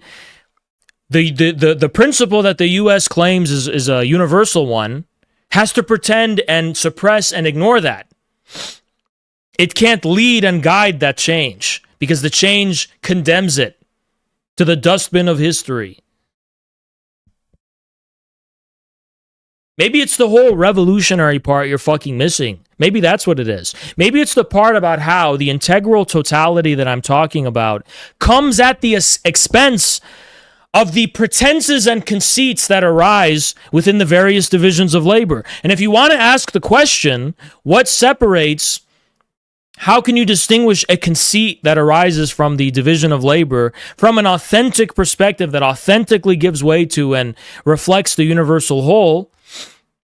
If I gave you examples like Lenin, if I gave you examples like Mao, if I gave you examples like Hussein, right, who from scratch, outside the power structure, outside of its money stream, derived the authority of a new principle from scratch, without anything to go off of, except the ability to communicate this principle, to organize from scratch, to live by these principles, to live by the real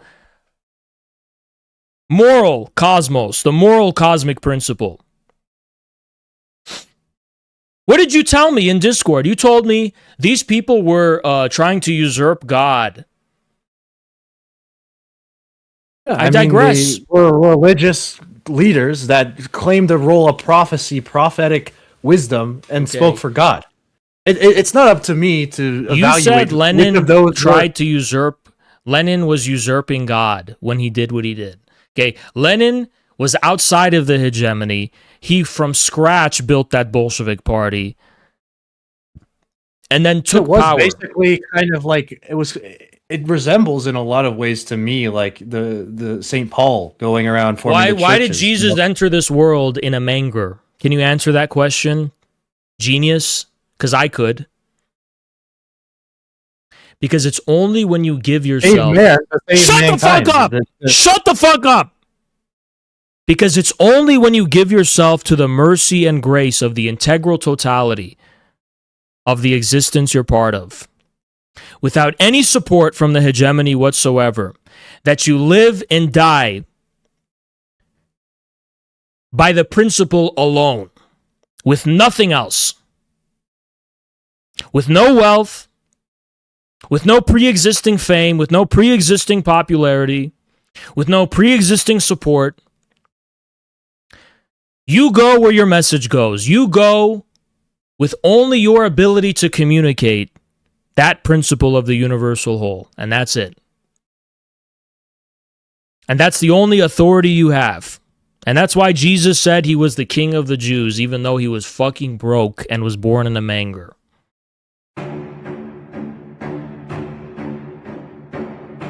Ultimately, this does boil down to like the stronger will be victorious, right? I mean, the principle that comes out on top. What's wrong with that? It means that communism isn't anything. You know why you're a fucking coward? Because I know what you're trying to say, and it's pathetic. You have no other reason to partake in the same faith that literally all the people who found meaningfulness in the revolutionary message throughout history, other than brute force. Well, Jesus didn't compel anyone by force. None of the Bolsheviks were compelled by force. None of the followers of Genghis Khan in the beginning were compelled by force. None of the followers of Ismail were compelled by force. None of the followers of Moses were even compelled by force. They were compelled by faith. You are incapable of relating to that, and of having faith, because you're a nihilist, because you take the black pill, because you surrender, and you live a meaningless existence. I can't relate to you, buddy. That's the difference between us. I can't relate to you. I think that you occupy a miserable existential position that I cannot and would not ever deign myself to even try to relate to, because it's cowardice and it's defeatism, and all I can say is I pity you. You say, well, yeah, ultimately, having these kind of principles will mean that you win in the end. Because you're tapping into the fundamentals of what ground a social order. And you're testing it into the fire of what it really fucking is. Where the motherfuckers that talk, they have to start walking. And it turns out the motherfuckers that can actually walk are the motherfuckers actually about some real shit. That's what history shows us, right? It's not about the people who have all the money and have all this clout and popularity, whatever. It's about the motherfuckers actually about some real ass shit they're willing to fucking live and die for, right? And yeah, that does win out in the end. That is what compels the masses to say, what the fuck am I even living on this fucking earth for? To be a fucking slave or to live for a higher principle and be something more than a fucking animal? You can't relate to it.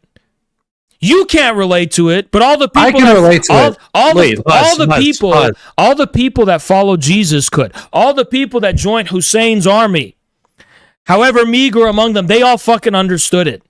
All the people that rode with Lenin understood it. All the people in Mao's army during the Long March. Can you stop fucking it. putting everyone in one basket? Like this is all the same fucking thing. Yeah, they are the same fucking thing because every fucking instance of what I mentioned, involved motherfuckers who had only their principles to offer their followers and nothing else. No wealth, no power, no fucking nothing except authenticity, except principle. The principles were different. They were different principles. It doesn't fucking matter. The logic rhymes and it's the same. It does matter. You can't say these things are similar. They're all different. They're all disparate because you're a fucking nihilist. You can't see the harmony and resonance of history because you're a fucking nihilist. You're a maggot. How the fuck are you even talking to me? There are many principles out there that I could die for right now. If there's none. Am I going to be a Shia? Am I going to be a Christian zealot? What? These are all different fucking principles. You're a fake ass pussy ass bitch. You're a fake pussy ass bitch if you find it fucking necessary to put all these things in separate fucking boxes instead of doing the thing that came to people's common sense, which is that actually these are all different. These are all These are all the same thing. They're all the same thing. Absolutely, they're the same fucking thing. They're absolutely the same fucking thing. How you can't prove that with anything but your vagaries and your perennialist vagaries. This is all insofar, why does it have meaningfulness in the first place, you fucking retard? Why would anyone care about Jesus in the first place if there wasn't something meaningful and powerful about what he did? Since we're not living in Jesus' context, why the fuck are you even a Christian by your logic? You're not fucking living in fucking Rome and their fucking historical conditions that supposedly make it radically distinct. Why is it that fucking Jesus is remembered today and nobody gives a shit about Caesar? Because that shit is universal and across all of history. And it's the same fucking thing. That's why motherfuckers who are addicted to heroin say that they can be saved by Jesus, not by fucking Caesar.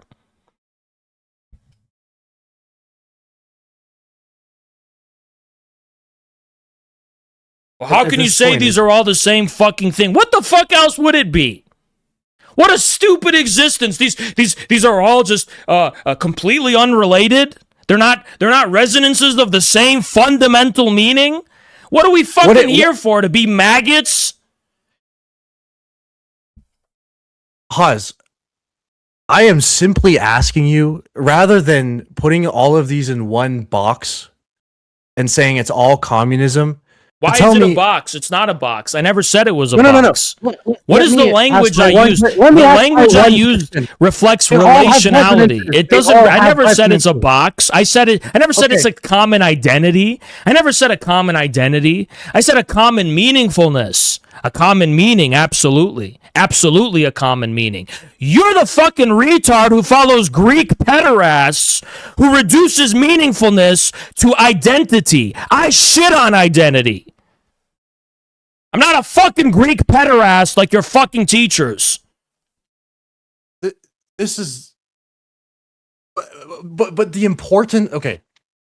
You think maybe meaning, that's what your problem is. You don't understand the sublime. You don't even know what meaning is. You think meaning is an identity. You think it's an ideality. You think it's a box in your own fucking words. You think meaning is a box, you fucking idiot? Meaning is the only fucking thing you have when you have nothing.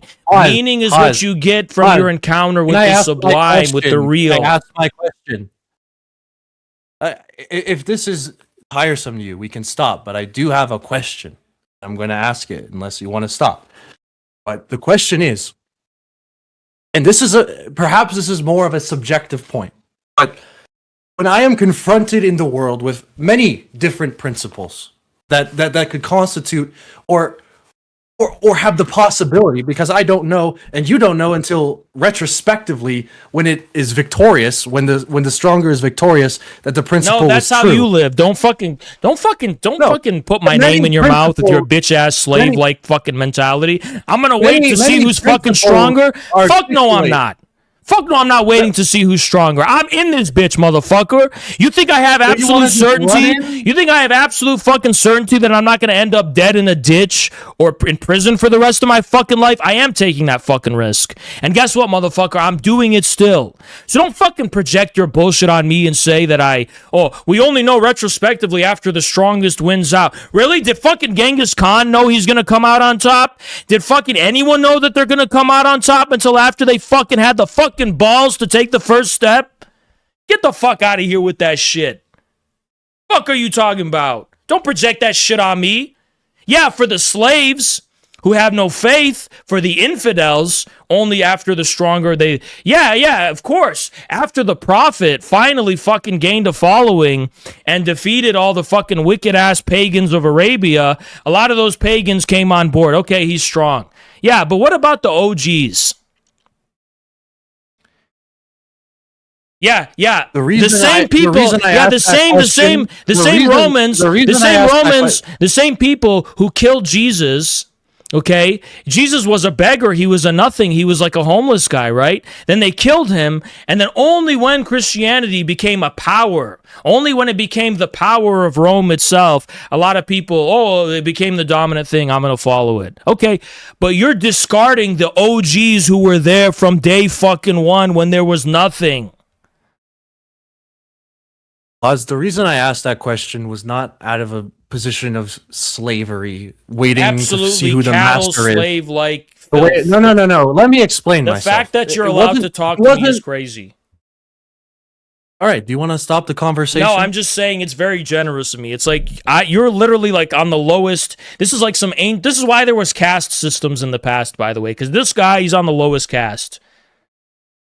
So, anyways, I'm sitting among spiritual these cattle, different principles. It's disgusting.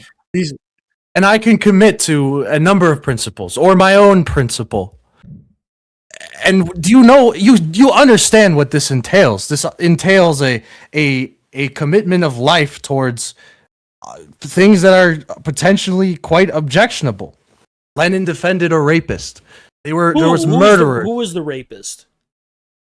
It was okay. Drop that point. It was something I read. What the fuck are you talking about? Like, what do you fucking mean? No, let's roll that back. What the fuck are you talking about? I don't recall the names of the history well enough, but I think it was during the first or second RS conference where there was the Bolshevik-Menshevik split. Part of the reason there was that split was because Martov and the Menshevik sort of forming proto-faction was mad that one of the women in the party had killed themselves because one of the men in the party had raped her, and that's why there was a Bolshevik-Menshevik split? What the fuck are you talking about? It was part of the surrounding context of it. It colored it, certainly. It was part of it. But that is really unrelated to what I want to talk about. What I want to talk about is extreme risk to my own life. There was no rape involved in that entire affair. Okay, I understand that it's important that you defend these historical consequences. It's irrelevant. There was no rape.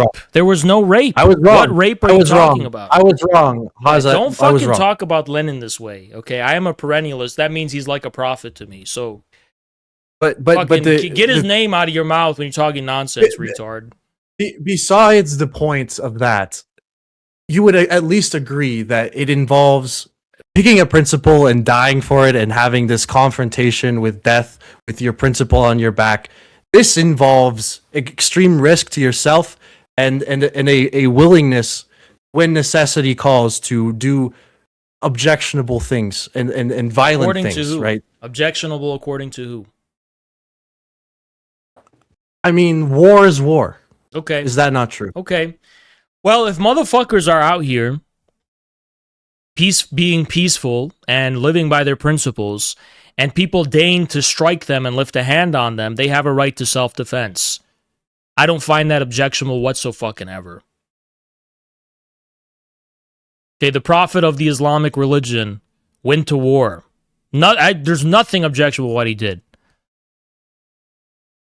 And it can't simply be self-defense. It will be offensive too.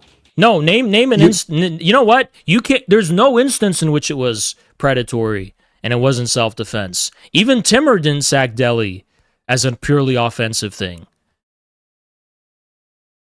What do you mean offense? Give an example of what you're talking about.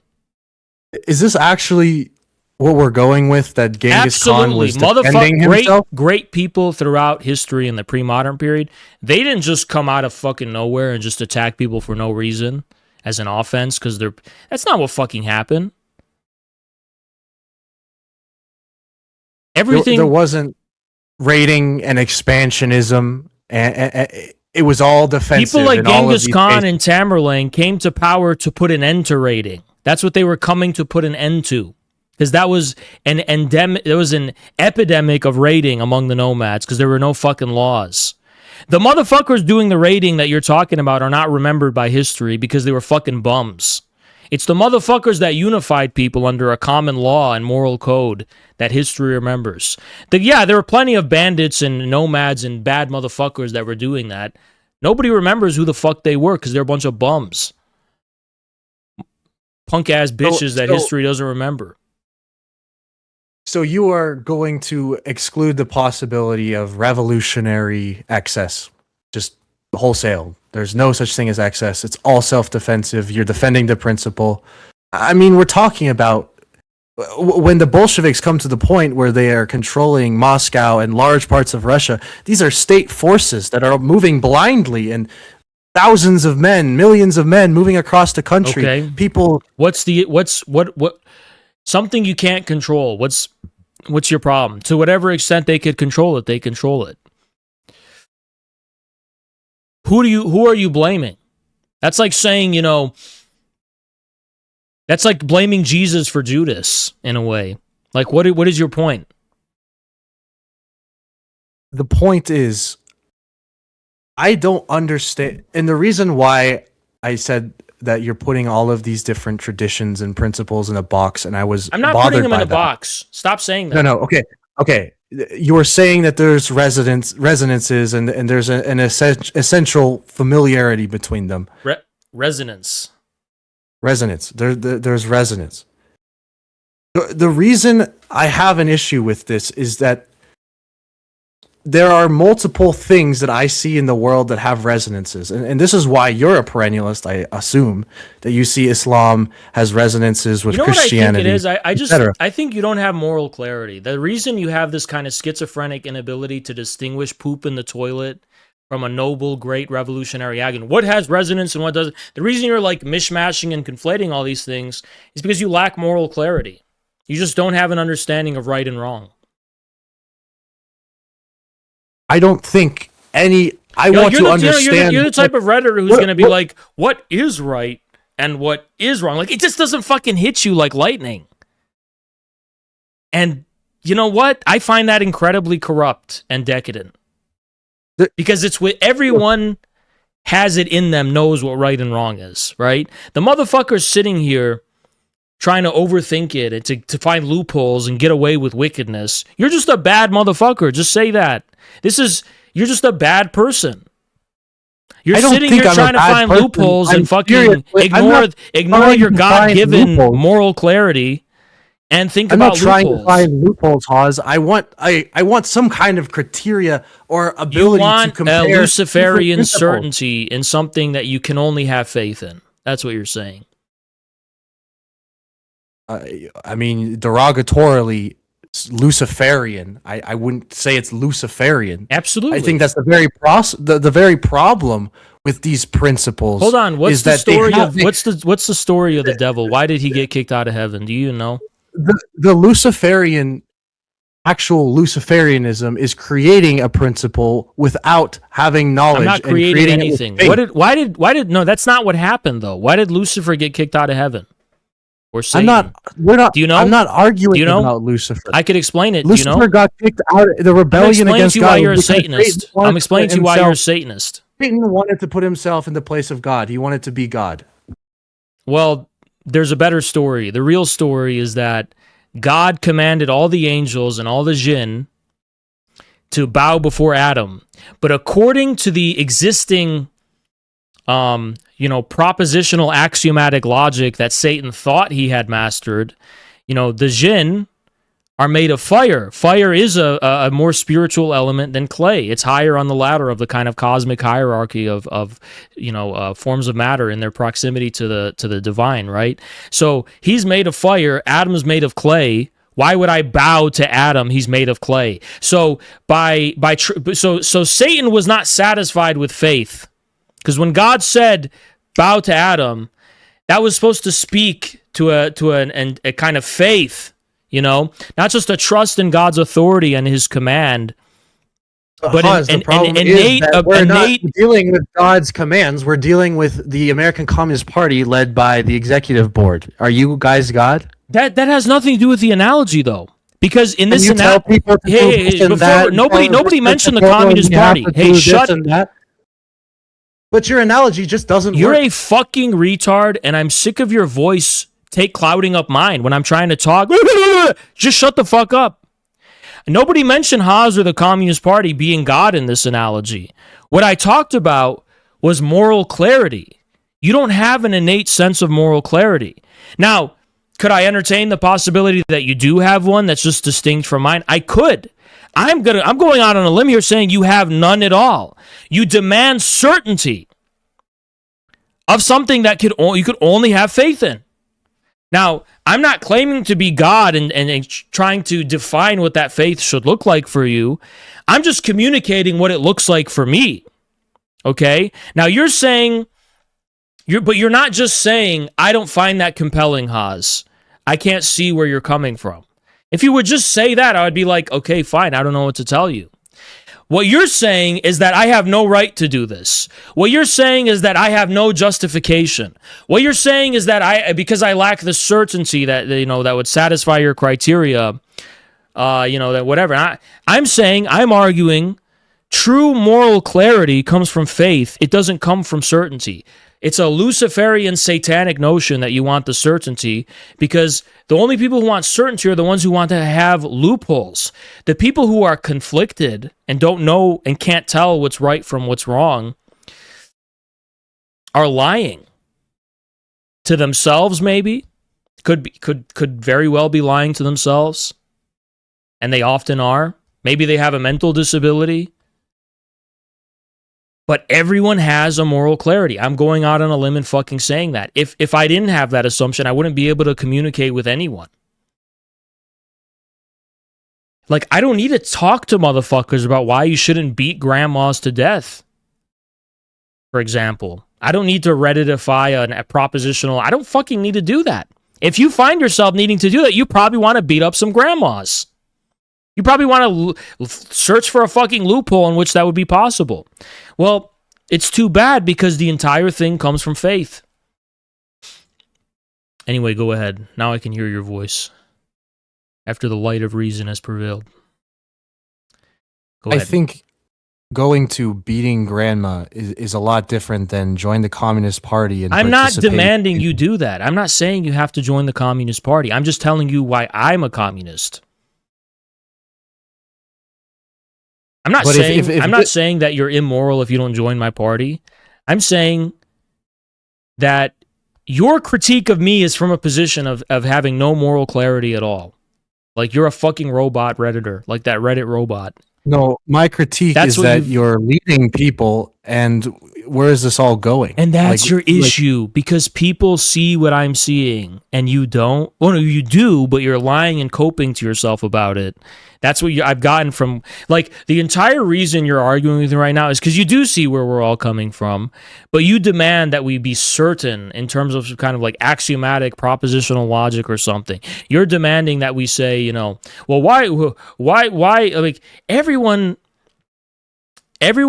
like, you can't tell the difference in your own words between these great meaningful events throughout history. Jesus, it could be other religious events, it could be something else, and you're saying, well, how do I know? I mean, how can we say that these disparate things, Moses and Jesus, how do we know Moses and Jesus have a resonance, which they do in Christianity? So we're still within Christianity, right? How do we know Jesus and Moses have a resonance? What about having a resonance with poop in the toilet? Well, I just told you that the reason why you don't have a clarity or understanding of why certain things have a privileged resonance is because you lack moral clarity. Because you see things flat, one-dimensionally, as all the same, because you probably have a worldview where everything is subordinating to an understanding which is fixated on, like, playing video games or I don't know, like consuming or something, and you just can't even bring yourself to think about the meaningfulness of anything outside of that. I think you've blunted something very naturally human in the rest of us, and I don't know what to tell you. I think you're doing it on purpose just to prove that you can, which you absolutely can, but you should be responsible for your position. That's all I'm saying. Be responsible. You're like blunting the very human quality we have within ourselves to have a moral clarity and moral compass. And you're instead saying, well, nothing exists. How can I know? And how can I this? And how can I that? And it's like, okay, but that's the path you're taking. Like, be responsible for it. Okay? That's you. That's a you thing. That's not a me thing. That's entirely a you. You're the one who's making a problem out of that. There's no problem here. So if there is no,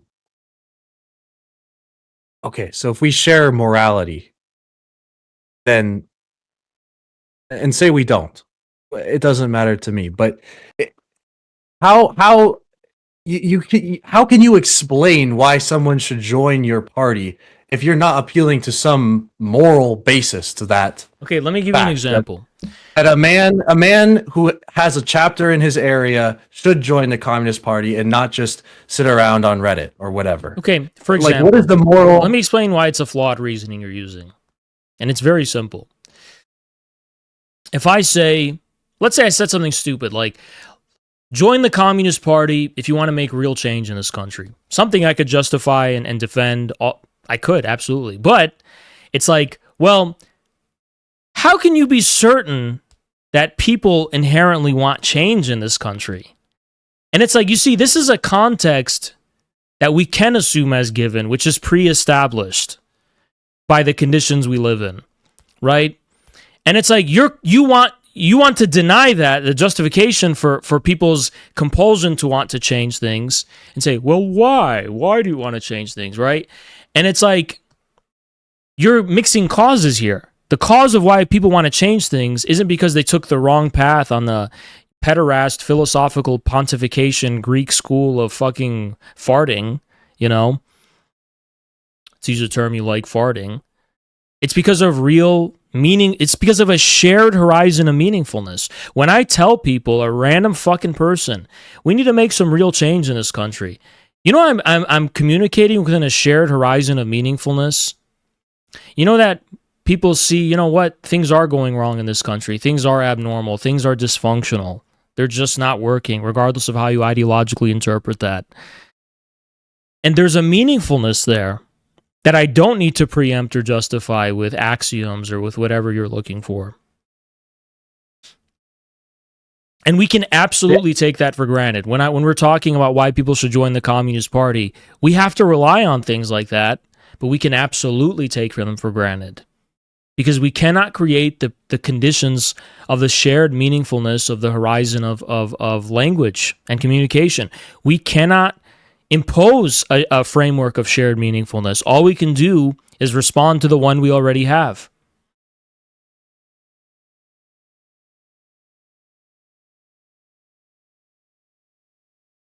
But this Like, gets I us can't- no I- further. I I mean, cannot we're not getting any further because a million people come up and say we need to change. Okay, Change is like I could one of justify the why. biggest buzzwords in American politics. We need to change. Obama Didn't said I change. just, dude? You're actually stupid. It's like, didn't I just tell you that I could actually justify why the Communist Party uniquely could make real change in this country compared to all the others? Didn't I tell you that I could justify that if you wanted me to? So if you want to challenge me to do that, I'd be happy to. But I feel like it's irrelevant to your point.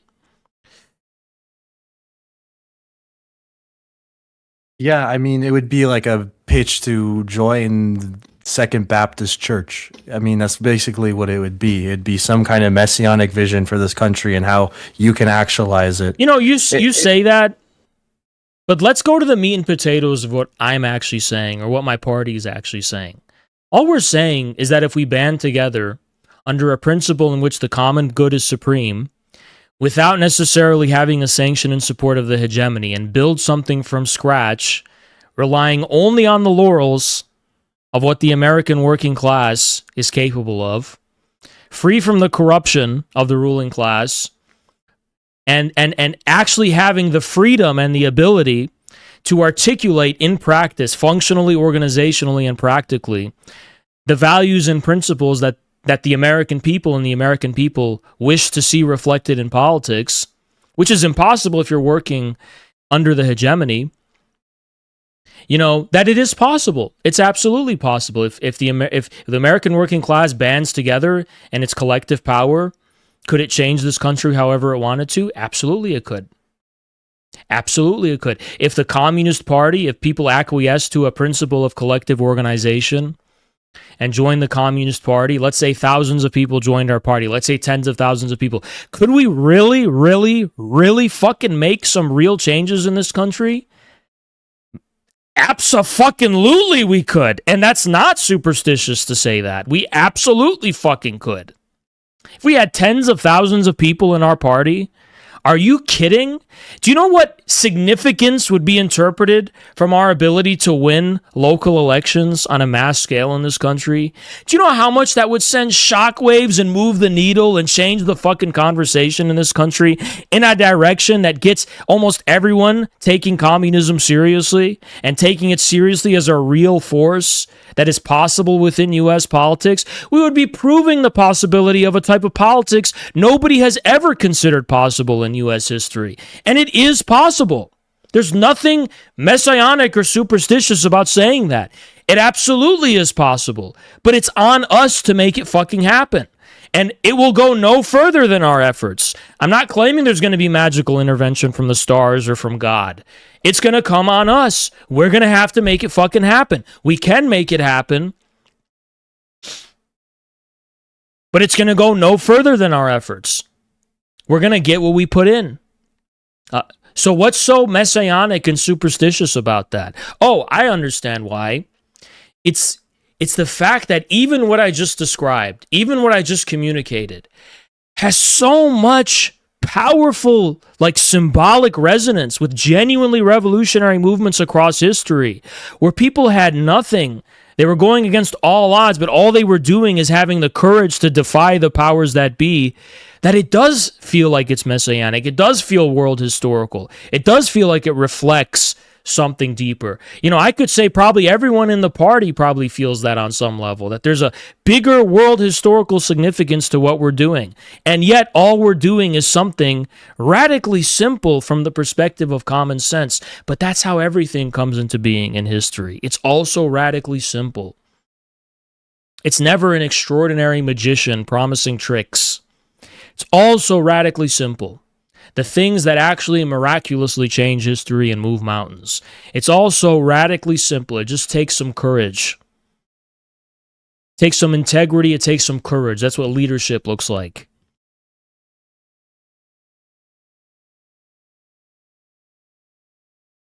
Yeah, I'm trying to think of why I have an issue with this, and at a certain point, it's just like I don't trust that this can succeed, and that's a problem of faith on my part. I think Even that is even if it fails, that would be a step in the right direction. Because even if it fails, a future communist party and movement would be able to draw concrete lessons for how to do it better next time. I mean, it's possible. At that point, it's just contingent. But I won't waste any more of your time because as I reflect on it, it is just a lack of faith that this can actually Okay, actualize. Forget this. Tell me what you could have faith in. Maybe ask the question of whether you're just a faithless person. I'm all ears. Maybe I'll quit the party and join whatever you're talking about. Tell me what you could have faith in. And maybe I'll quit the ACP and join that. I'm not inviting you to anything, but I have but it's moved it's a figure of speech though. I have moved in the direction of a Christian faith and belief in Jesus Christ. And Why? you know, Why are you putting Jesus in a box with 2026 though, right? Because it's a different time. And how can you claim that you can understand Jesus' message even though it came from a radically different context and time? How can you claim to know what Jesus was talking about? There's no way you can relate it to your existing world and existence. what I meant in trying to say that there are differences between these things is that the gospel has a uniqueness to it. It says that no one is going to come to the Father except through Jesus Christ, right? That is an What's so exclusive wicked principle. about you and even disgusting is that for What? hours in the Discord you are preaching about how only nothingness exists. Everything's a fart in the wind. There's only nothing. And the only Yeah, I thing think and the the only fallen thing that world, exists and the only thing fallen that world. exists. Yeah, exactly. Rape. Everyone And everyone is an motivated by the there's an desire and apathetic. lust for rape and murder. That's what you said. I And now think you're that's a talking about wicked how you're a fallen principle Christian. of man. And now no. You're taking one statement on human anthropology writ large as a statement on everyone. I believe that with Christianity and with the gospel and with placing our faith in Christ What a and with the Eucharist, stupid we can. backtrack you're doing. So you're claiming that And when I man said only wants to God, rape and kill, right? But that there is yeah, a principle that brings man to his higher self. How can there be a higher self within your framework, though? What is the higher it's not. self? The problem is that it's not the political. It is the church. It is the faith community. It is the Eucharist. That is what is bringing us to a higher principle. Not What is the political. church? What is the church?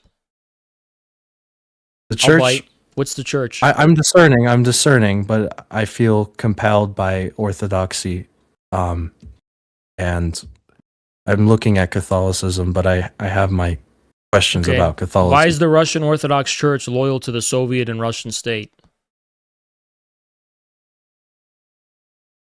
That to me is kind of a hard question to answer because there's a lot in the New Testament that speaks about the dangers of worldly powers and the distrust of the empire. You know what I think your real religion state. is? It's hypocrisy. That's what I think it is. I think you want to exist in this world and cope with yourself that you have developed this framework that can account for why you're such a shitty person who's doing so many shitty, ugly things and say, well, this is because I'm a fallen man, but my spiritual side is pure. And you don't want to have any responsibility for your existence in this world or the existence of your neighbors for that matter. If you saw your neighbors getting gunned down and slaughtered, well, at least their souls are slaved. What a perfect excuse. What an eternally perfect excuse. Every fucking bad, wicked, disgusting thing in this world, you actually can justify as holy and good because this is God's plan to make us all into rapist, murdering animals. But if we put our hands together in this way, and if we say a few words and recite a few words, and I guess we put ourselves mentally in a certain kind of psychological state, we're somehow saving ourselves from our actual existence. Doesn't sound like a single fucking thing that has even even less than 1% common with anything Jesus was talking about while he was here. You really Sounds think like a that really hideous, evil, disgusting outlook made by pedophiles to justify their rape of the world.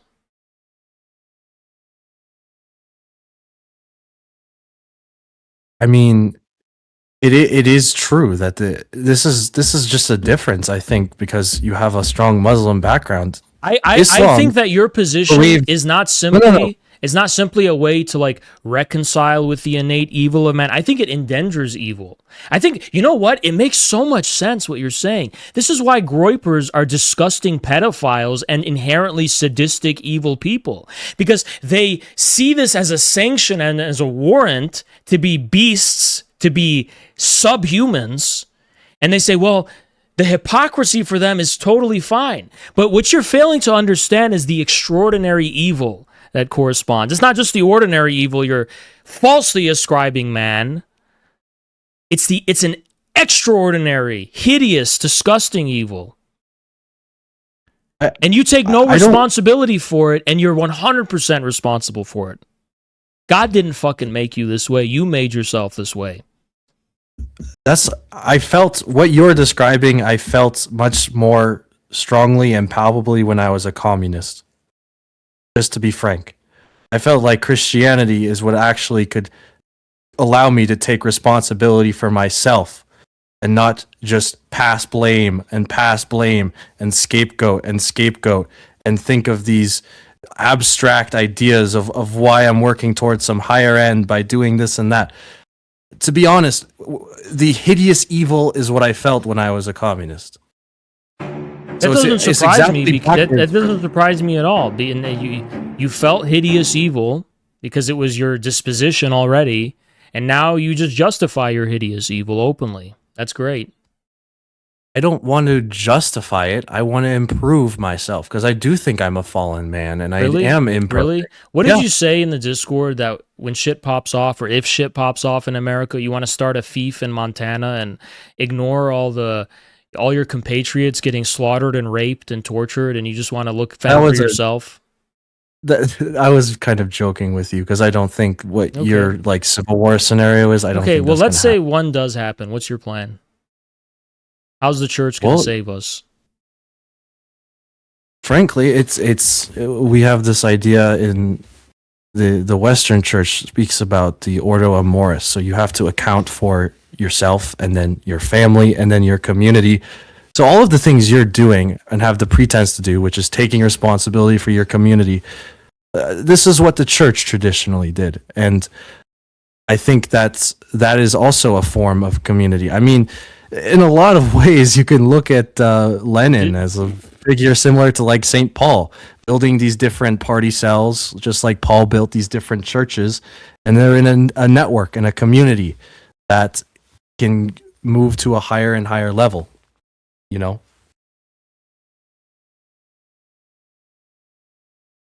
But what I hesitate from is the political and the desire. How is that not inherently political in a civil war scenario? You don't think that's inherently political?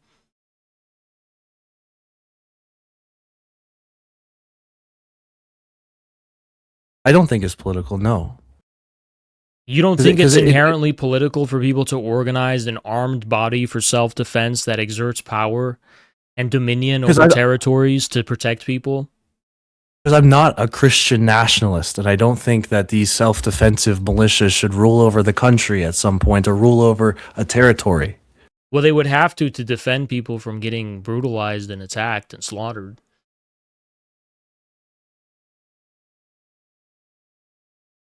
I mean, now we're just like writing fan fiction, but I would hope that the church community would get together, and I believe in the separation of powers, that they would create a government that is not literally so they would create a fallen church. Government motivated by rape and murder, but it would be okay because it would be separate, right?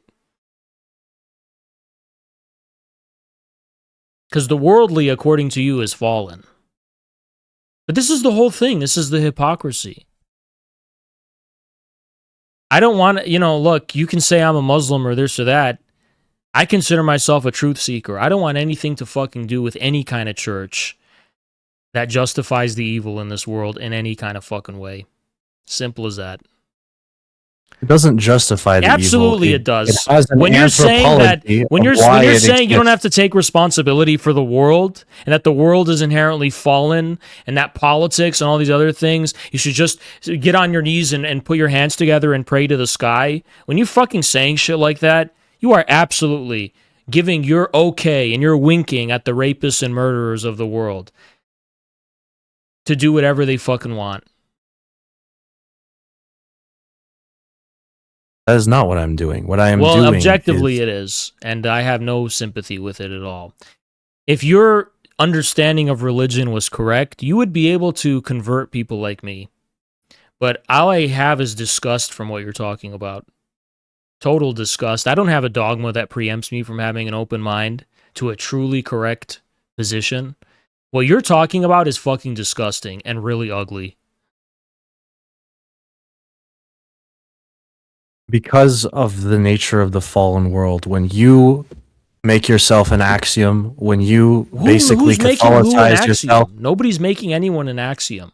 you proceed and you lead a movement and you have a principle. Okay, like you I said. perceive and I lead. I lead a movement. And that you makes me an involve axiom. yourself. Leading you a involve movement yourself. condemns me as sinful. That's That's so, not what I'm so saying. because I That's lead a not what I'm movement, saying. I'm the That's not same what as a I'm saying. rapist and a murderer. I literally am Fucking not crazy. saying that. I'm literally not saying that. You didn't let me finish. I'm saying that everyone is born as a child, as a baby, and they don't find themselves as a baby being Diddy or Epstein. There is a series of conditions that they find themselves in a fallen society that makes them. You know what there's the a lot of- ultimate fallenness is? Hypocrisy.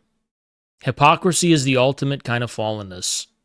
You throw yourself into this society and you find yourself in whatever position fate has you in. And if you are worldly and obsessed with the world and obsessed with moving up Which in is the only world, possible if the spiritual side of things is separated from the world in exactly the way you advocate for. If you put the world into two neat little categories, the spiritual and the worldly, nobody does that better than your position.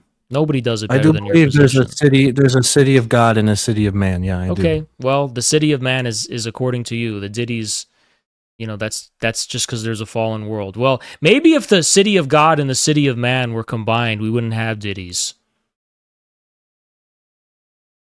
And that's exactly where I'm like, you think that you can do that? You can be the messianic guy. You can be Christ and create a new Jerusalem. This is where I talk When about did I this say? messianic. Why would I have to be Christ to prevent ditties from running around? Couldn't I just be a decent human being? Yes. We should try and create as much order and justice as there is in the world. But as you acknowledge, the hegemony has certain limitations that you run up against because the hegemony is a complex of all of these different fallen people. Submit to Diddy and Epstein. Don't submit to it, but yeah. You're either submitting to it or you're fighting back against it. There's no fucking middle ground. You submit to it or you're a revolutionary. And there's no middle ground. So don't weasel your way out of that. Submit to Diddy Epstein or fight back. Your version of revolutionary is dominated. Become the new dominating force. Absolutely, that's what it fucking is. And you're weaseling your way out of the responsibility for who is dominating. Who is the authority? Responsibility for authority. Any hegemony is going to have a rancid, heinous elite. Okay, and therefore you submit to the one we already have. So take responsibility for it and fucking own it like it's yours. Because I own what's mine. I'll take and own what's mine, motherfucker. You own what's yours. I take responsibility that we live in a tragic I take responsibility. I'll own up. I'll own up to the ACP. You own up to Diddy and Epstein. How about that? Yep, that's a tragedy. That is a tragedy. We live in a tragic world. Okay, you own up to your tragedy. Own up to your tragedy, because I'm owning up to ACP and what I'm about. I own up to it. You live in a rom-com comic world where there's a little inciting incident at the start, but then it all ends well because you can do it. You're Superman. You're Stalin, the god, and it's all going to be better again. And that's not how human anthropology works. It's not how Okay, it you're is the in a expert fallen on world. human anthropology, and supposedly we have to be gods just to fucking have like basic balls and dignity, right? But in any We can case, only be. You can you only can be gibber. You can responsible for gibber in so yourself. many ways to just say you're a You can, pathetic pussy who submits to Epstein and Diddy, but I don't respect it at all. Oz, you can only be responsible for yourself. At the end of the day, you're responsible for one Then soul. why have a church? Because that has a divine tradition Is associated with it. God heading your church directly? Can I No. talk to God at your church? You can talk to God, I believe. At your But- church, I can go in your church and he'll talk to me and boom through the ceiling. It would be a private revelation, and it happens. But the public so who's revelation crazy now? has You're ceased. talking to God? Is that what you're saying? Jesus Christ. You can pray. Do you not hear anything when you pray ever? Do you not hear So you're talking to intuition? God? Is that what you're saying? You've been talking to God recently? Silence, a schizophrenic is talking. Like, Jesus Christ, dude. Fuck are we even All right. talking about anymore? Like, Yeah, God has been isn't- talking to you? Is that what you're saying? He's been talking to you? This isn't gonna go anywhere, so I think I'm gonna. No, admit it. Say what you think. Because you accused all this bullshit of me saying that I think I'm a Messiah and I'm Jesus and I'm talking to God and I'm God. You're literally saying God talked to you. Yeah, I pray and I ask God questions, and I receive like strong intuitions of what I should do. It's not like there's a voice in my head, but I just pray and I really ask God questions, and I do feel like I get answers. Okay, Is that? well- I mean, a lot of Christian. well, okay, well, I'm not. If you want to be a communist party for the United States, a lot of Christians will say the same thing. Didn't I don't know if Descartes that's not a Muslim thing. Hold on, let me ask you a question. Since you're so obsessed with certainty, what about Descartes' question? What if it's a demon you're talking to? How would you know? See, the difference between you and I is that when you have a principle, you are going to maximize it How would and you know? universalize it as much as you can. I only ask questions that pertain to myself and I my know, but how own do you know it's action. God and not Satan? I have to have faith. I have faith. Why I have do you? a principle. Isn't I am that like you. isn't that but it's different. narcissistic? What? No, now you have faith. have- When God talks to have- you directly, you have faith, right? To- There's no more doubt that you could possibly be misled by your own stupidity. It must be God telling you all these things, right? That much you're certain of because of faith. I mean, But when you we can- have, you can- when we have, you can do the Richard Dawkins like it's all a delusion. I'm using that's your fine. own reasoning against you. That's all I'm doing. I mean, I suppose actually that you have at some level claim that you as the Communist Party are also receiving some kind of divine intuition or have a resonance with that or are trying to have a resonance with that. I suppose that's what you would think as well. So we do share. I don't think I sense would of faith. say that God is talking to me. That's not what I'm saying, but you do feel that you're participating and you have an intuition of what's right, and you're acting according to what is right Okay, let's and go back to moral the original and point. what God would have You it. said you can only be responsible for yourself as an individual. And I said, well, why have a church? And you said, well, the church is where God is. And clearly that's not true directly, okay? It's just not. A church has to be organized by human beings in a collective manner. Which, it's so stupid, because if we talk about the anthropology, which is what you love, the word you love, and where the churches, how they originally formed, like in the beginning, they were pretty indistinguishable from communist parties. And they were absolutely not guided by a principle of you can only be responsible for yourself.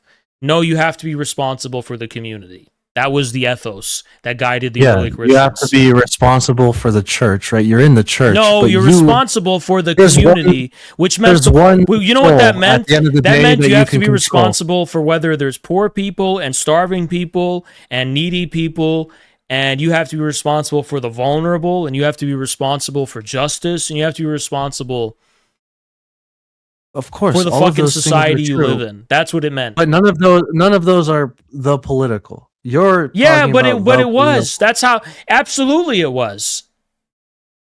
How the fuck do you think Christianity became the state religion? I mean, if you went and talked to St. Paul and you asked him, do you think that this Christianity do you think the Roman emperor will embrace this Christianity? I don't think he would say he would. I don't think it was a miracle. It was something that could not have been. Many of the early Christians were literally waging guerrilla war against Rome, like in North Africa. The Donatists? I mean, yeah, there was Christians that had a more zealous and kind of more So don't say there was no political dimension. It's just fucking made up. The gospel doesn't say be a It doesn't politician, need to say be part what's of guerrilla. self-evident. It doesn't need to say what's self-evident.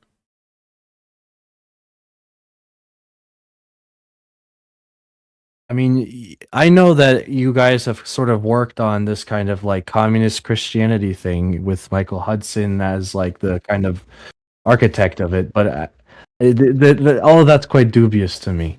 That it was always seeking to be a communist party and do a revolution in Rome. I don't know if it was like that. I think that's absolutely what it was. It I think literally Jesus was. Christ, Oh my, no, Jesus dude. Christ. No, yeah, that's literally what it was. It's so like there's such. You have to be coping so much if you actually read what was going on. That's literally what was going. It was literally a revolutionary movement to topple the status quo. Okay, just explain. And it was co-opted like later, but originally that's exactly what it fucking was. So how co-opted are you going to say that like the stories in the gospel, like that's where I'm going to go. Do you think those stories are co-opted? No, but what I think happened is that it became co-opted to no longer be about debt forgiveness, which is what it was originally about. Of course, it was couched in the language that made sense at the time. But in reality, like this was what it was at stake. This is what made it so meaningful for people. Like it had weight. There was a meaningfulness. When they said the end times are now, it's like that was a revolutionary era. It meant something. Yes, it was couched in the language of the time they lived in. But it was absolutely a communist movement.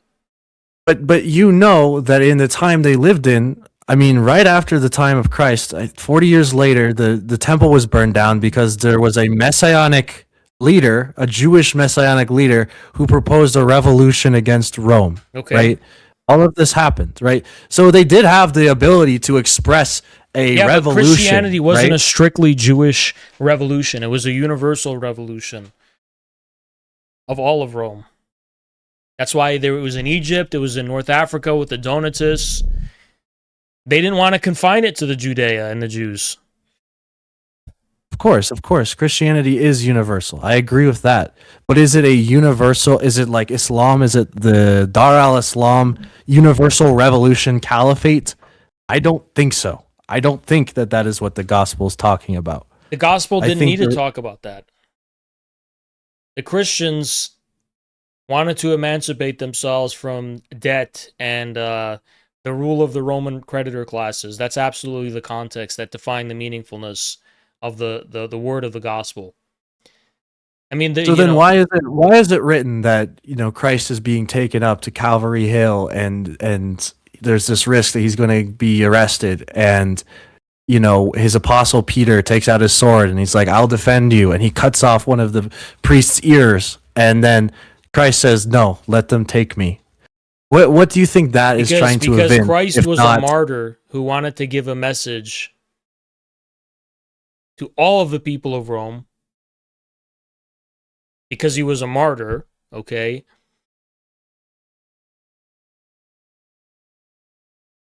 That's your explanation? I think we're all called to bear our cross and be martyrs, which is different than to actualize a political, religious, communist empire. Why did during the beginning of the Arab Spring in Tunisia, was a guy who set himself on fire?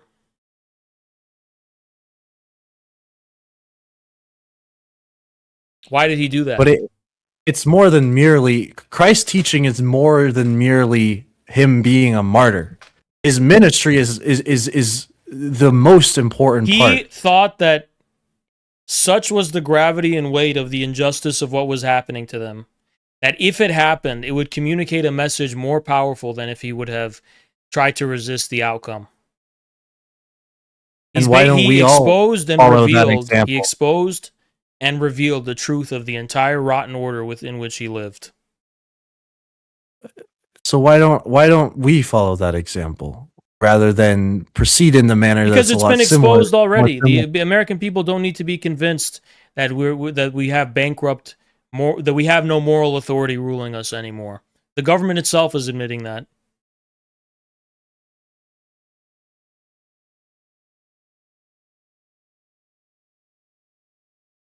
All right, at this point, I'm getting pretty tired, and I will go. But I'll think about this. I mean, you really were quite patient with me, and I really appreciate it. And I think there's value for a lot of people in listening to this. But it was a good talk. But I'm gonna go.